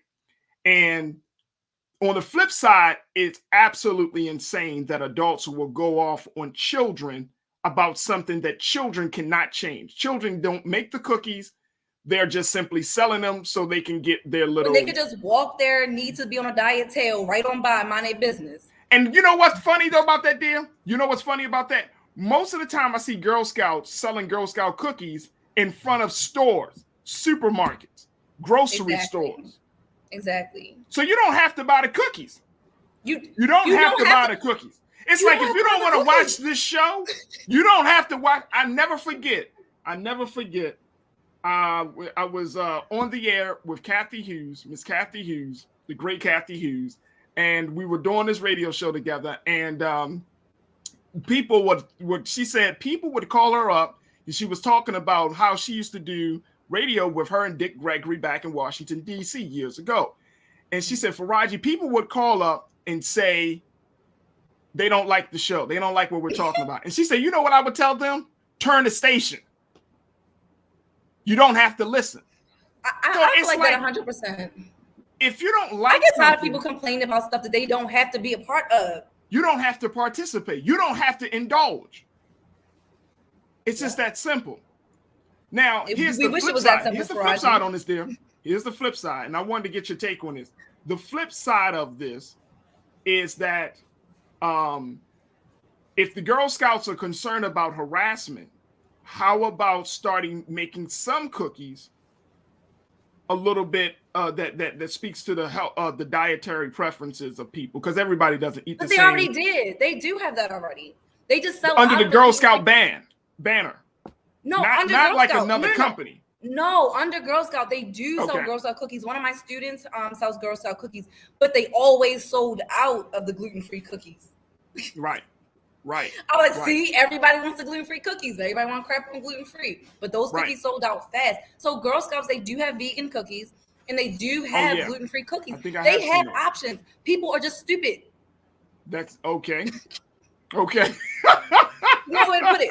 You are an idiot to go and harass a 5-year-old about a cookie that you don't want to buy. Walk your fat ass on by and go in the market and get you a piece of celery and keep it moving. I want my cookies. Mind your business. Right. Grace checked in on our page and said, actually, how many times do people read the label for sodium and sugar content? Nope. Buy it because they like to eat it. Thank you. Soy. How much soy do we have in food? How much high fructose corn syrup are you giving to your kids? Yeah. I mean, people gotta stop playing, man. You may probably buy the Simply Heinz ketchup like we buy. Right. Some of your bread. Let me tell you, if you're eating Wonder Bread, then you're eating high fructose corn syrup in your bread. What do you need high fructose corn syrup in your bread for? Yeah. I'm an avid label reader. I read labels for everything, folks. We don't do high fructose corn syrup. Nope. We cut out soy. Label read. We try to get as natural. And look, let me just say this, and I know we got a lot of healthy people that are watching. Every single thing that you eat won't always meet the standard of your health needs.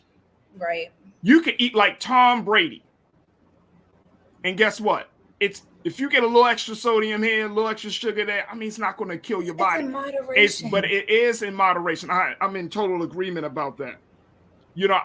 I'm in total agreement that and I think it speaks more not just to the cookie itself, but to the attitude and to the time that we're living in, dear, where you're seeing people feeling like it's in their place to go up to a child and to traumatize a child. Yeah. I mean, that's traumatizing when you really think about it. Here, if our daughter is selling some cookies and she's with her troop leader, and then you have somebody walking up to her, badgering her and berating her, and they're gonna get a 2-piece. They're gonna get a 2-piece. And then you ain't talking chicken.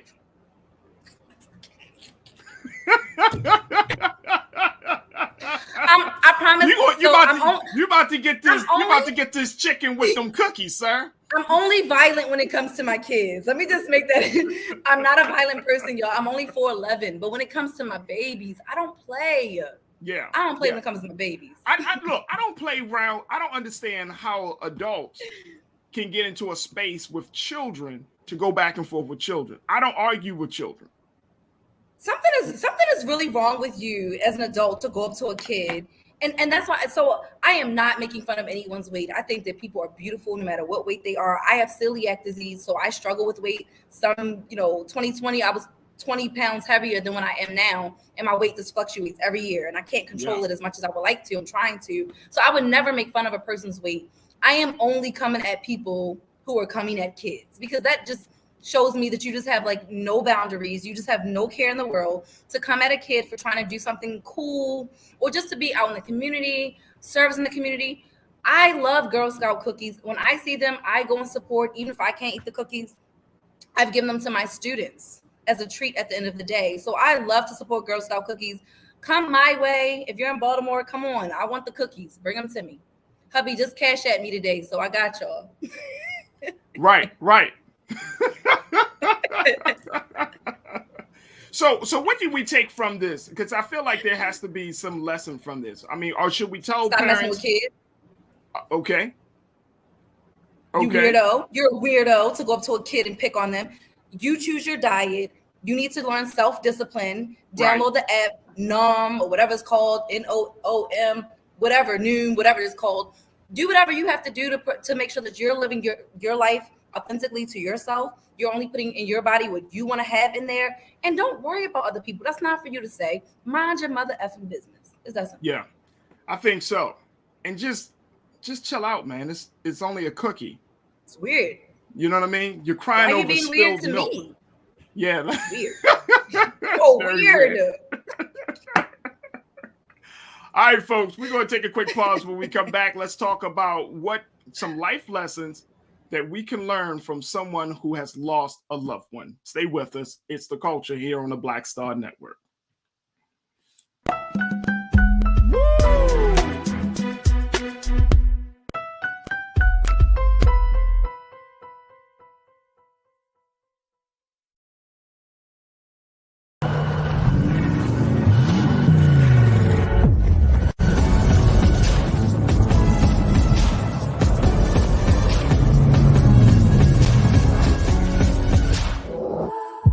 Don't you think it's time to get wealthy?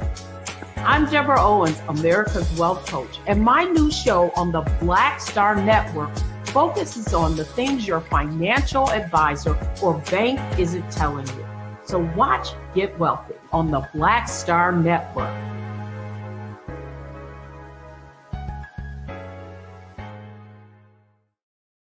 Hi, I'm Dr. Jackie Hood Martin, and I have a question for you. Ever feel as if your life is teetering and the weight and pressure of the world is consistently on your shoulders? Well, let me tell you, living a balanced life isn't easy. Join me each Tuesday on Black Star Network for A Balanced Life with Dr. Jackie.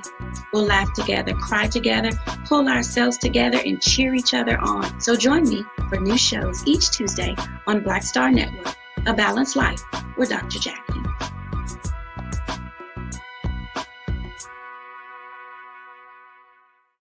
Pull up a chair, take your seat. The Black Tape with me, Dr. Greg Carr, here on the Black Star Network.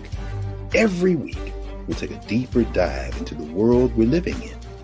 Join the conversation only on the Black Star Network.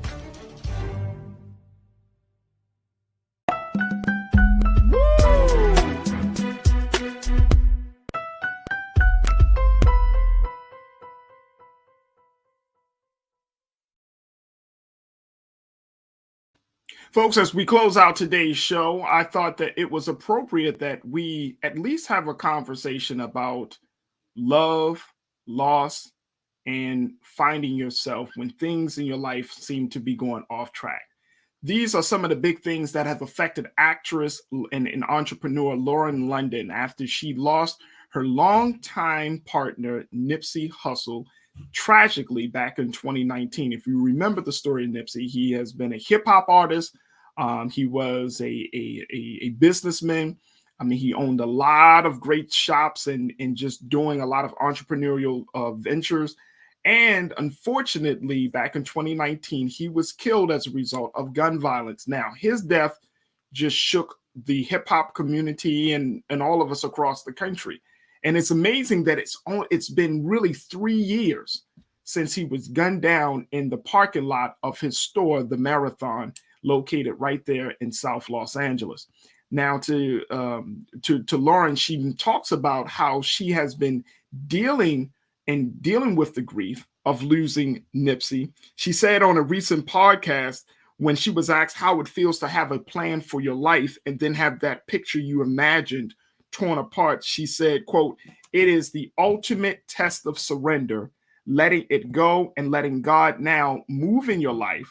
I think for me, I had this idea. We had the kids, we had a family, but the head of the household is not here anymore. Does that mean I have no purpose here anymore? No, I still have a purpose. I still have a mission.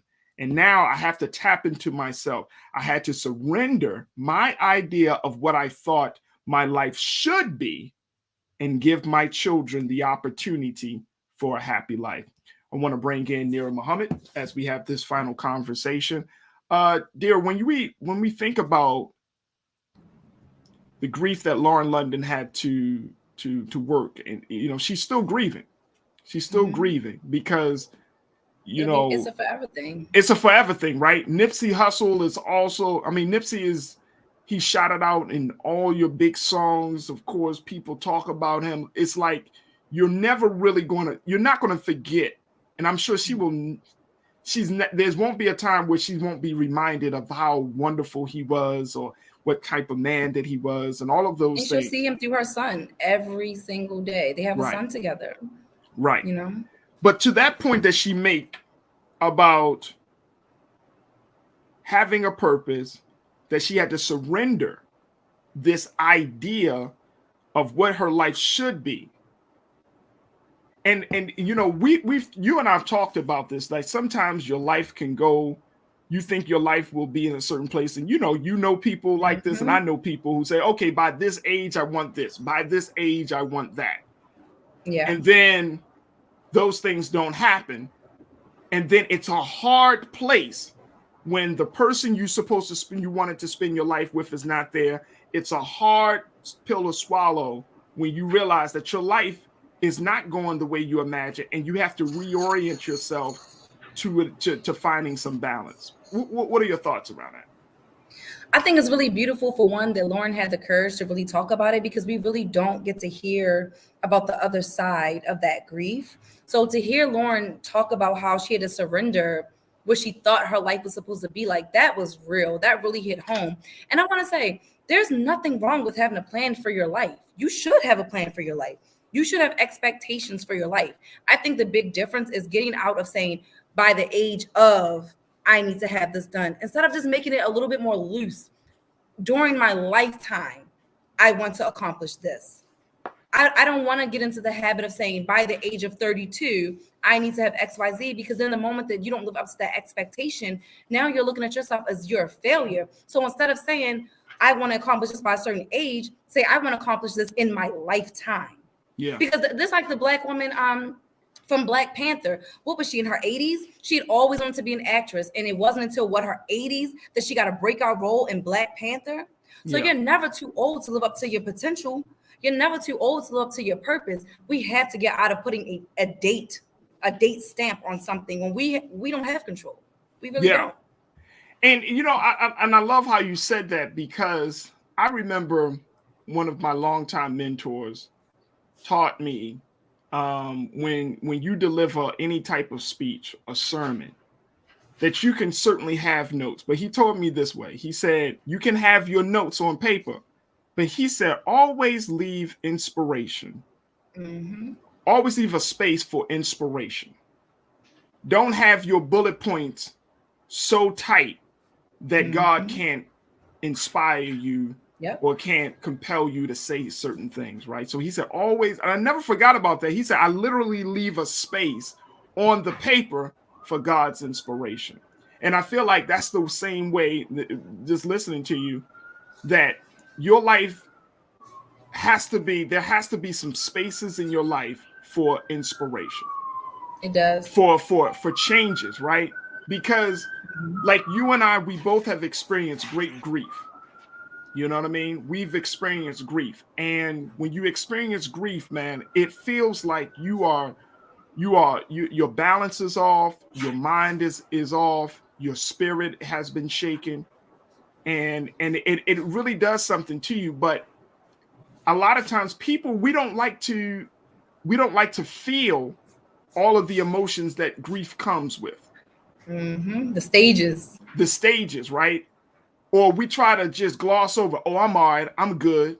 After a traumatic moment, a very traumatic, game-changing, life-altering moment, we just, oh, no, I'm fine. Nope, I'm good. I'm fine. We try to skip and over it. You're walking, you're talking, you're interacting, but here and here, you're destroyed. You're broken down. Yep. Or it just may take time. I remember I actually wrote this in a poem when I about finally falling into depression, because I was like, I'm a Black woman. I can't be depressed. I'm a strong Black woman. But I remember one of the things, the metaphor that I used in my poem was that my life became like a glass bottle with a corkscrew on it.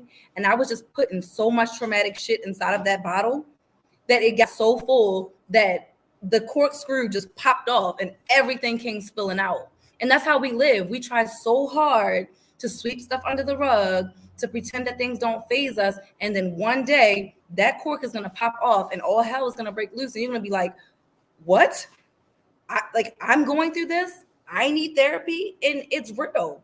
Yeah. Because we set unrealistic expectations for ourselves. Yeah. How important is therapy? Do you think it? Woo, I mean, no, and I'm serious. You know what? I will say, do not get therapy because you're depressed. Get a therapist, period. Don't be reactive, be proactive. That's where I stand on therapy. Everybody should go see a therapist at some point in their lives. Everybody. I don't care who you are. Go see a therapist. I don't care if you do it periodically. I don't care if you only see a therapist once a month. Go see a therapist, because there's nothing like talking to a professional who can give you an unbiased opinion. I don't want to hear, I got my pastor. Your pastor knows you.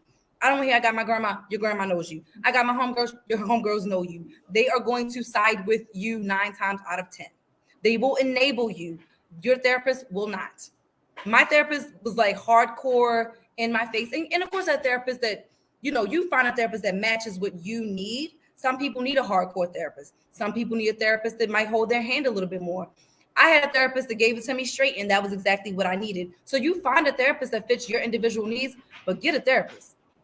Be proactive with your life, with your mental health. Because we live in a world, as we talked about before, we are bombarded by so much stuff from social media, from these wars, from worrying about if we can wear our real hair. We're bombarded by so much stuff. We need an outlet. A healthy outlet, someone to talk to that knows what they're talking about. It is very important. I'm a huge advocate for therapy. So am I. Rocking with the Truth said, when my mom passed, I kept saying I was fine. I took another week off work, went back Monday morning to sit at my desk and have a heart attack. God was telling me to slow down. Slow down.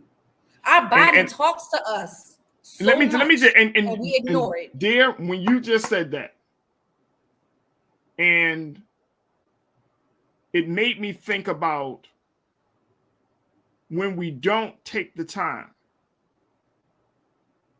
because somewhere along the growth somewhere along our journey in life, someone told us that we were weak to show our emotions. And I think, we talk about this, of course, with men and Black men, but I think the same thing goes for women as well, Black women.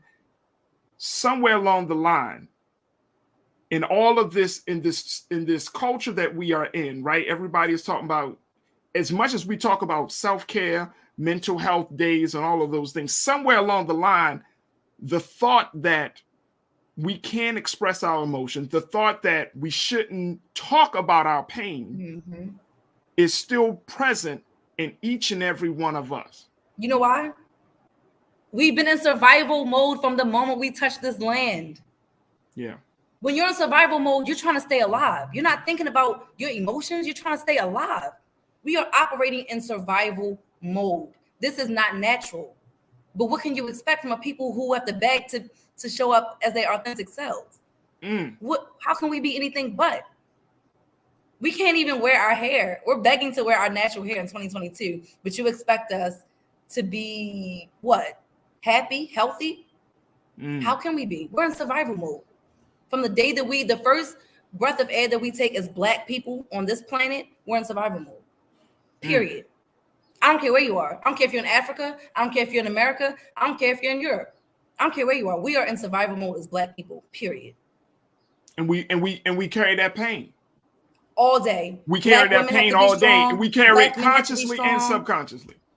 Exactly. That's why I rebuke being called a strong Black woman. Don't ever call me that, because that's your way of telling me that I can lie down and take pain. No, I cannot. No, I can't. I'm a woman. I'm vulnerable. Treat me like a white woman. I'm blonde. I want to be weak like her. I want to be mild like her. I want to be dainty like her. I want someone to open my car doors like her. I don't want to be the strong Black woman that has to bear the brunt of everybody in all of society, including Black men. No longer. No more. I love it. I absolutely love it. And I think to that point, you know, what Lauren was mentioning about, you know, just being open to change. Mm-hmm. You know what I mean? And just being open that things will happen in your life. You know, there's nobody that's living that doesn't have a problem. Nope. We all got problems. I mean, seriously, let's keep it real. I know. No, and that's I know real. when White, I hate Black, when people, Asian, Indian, big, small, nobody, child, everybody adult, has a problem. Everybody. And look, I hate when people say, I ain't got no problems. You're lying to yourself, therefore you're lying to me. Yeah. And I can't trust nothing else that you say coming out after that statement. Yeah. Because we all got problems. We're all trying to figure life out, right? Yeah, like and when life doesn't go. I hear people talk about depression now. They talk about it as if it's like an anomaly. Like we're all gonna go through depression at some point in our lives. Yeah, why do we act like it's isolated? Like only certain people go through depression. You're human. You live in America. You live on this earth. You're gonna go through depression at some point. It's that simple. Stop making it like it's this rare disease. It's not. And you know what? That's a whole different conversation. I think we really do need to have that. We that do. We gotta have mental health. And having a full understanding that, you know, mental health is a priority, and it has to be a priority not only for the community, it has to be a priority within our culture. But I love the fact that just some of the big points that you brought up today, talking about, you know, dealing with grief, dealing with therapy, very, very timely. Dear, I got to let you go, but I appreciate you. Thank you so much for checking in today, having great conversations. I thank you so much. I see you. And someone said on the chat, it's been a long time since they've seen a real chalkboard. Listen, I actually use that chalkboard too, but I have a smart board too. So yeah, I'm fancy over here. I got the big, but I'm old school. Technology will shut down on you, man. It will shut down on you. I keep it old school. I got my chalk and everything. There you go. Nira Muhammad, who is an author, she's an activist, and she's host of Queen Talks with Nira. Queen Talks with Nira Muhammad. You can find it on all of the podcast platforms. Thank you, Nira. Thank you, dear, for checking in tonight. Always. We appreciate you. All right, folks, that's going to do it for me. Man, oh man, what a great show. Great conversations. And again, folks, we are 30 days in. We are starting on the new day for the next 30 days. And I truly, truly appreciate each and every one of you for supporting us here on The Culture each and every day. Your comments, your insights, just tuning in. And of course, we need your financial support. So make sure you do your due diligence. If you've been enjoying what you've been hearing all these past 30 days, this past week, all today, then show your support. You can go to Black Star Network, download the app for free, and you can support the Black Star Network as a Black-owned media outlet. This is amazing. We are on to something absolutely magical. It's something phenomenal right now with Black Star Network, and we need your support. All of the programs that come on every day, every week, of course, Big Brother Roland Martin, we're doing it. We're absolutely doing it. However, we can't do it. We won't do it without your support. So make sure you show your support. All right, folks, tomorrow I got a fantastic lineup of guests and folks that are going to be joining us. We're going to bring some new faces and some new voices. So make sure y'all tune in tomorrow. As always, never be afraid to challenge what's wrong. Stand for what's right while being yourself in the process. God willing, we'll talk tomorrow for another exciting edition of The Culture right here on the Black Star Network. Peace and love, family. Thank you for tuning in.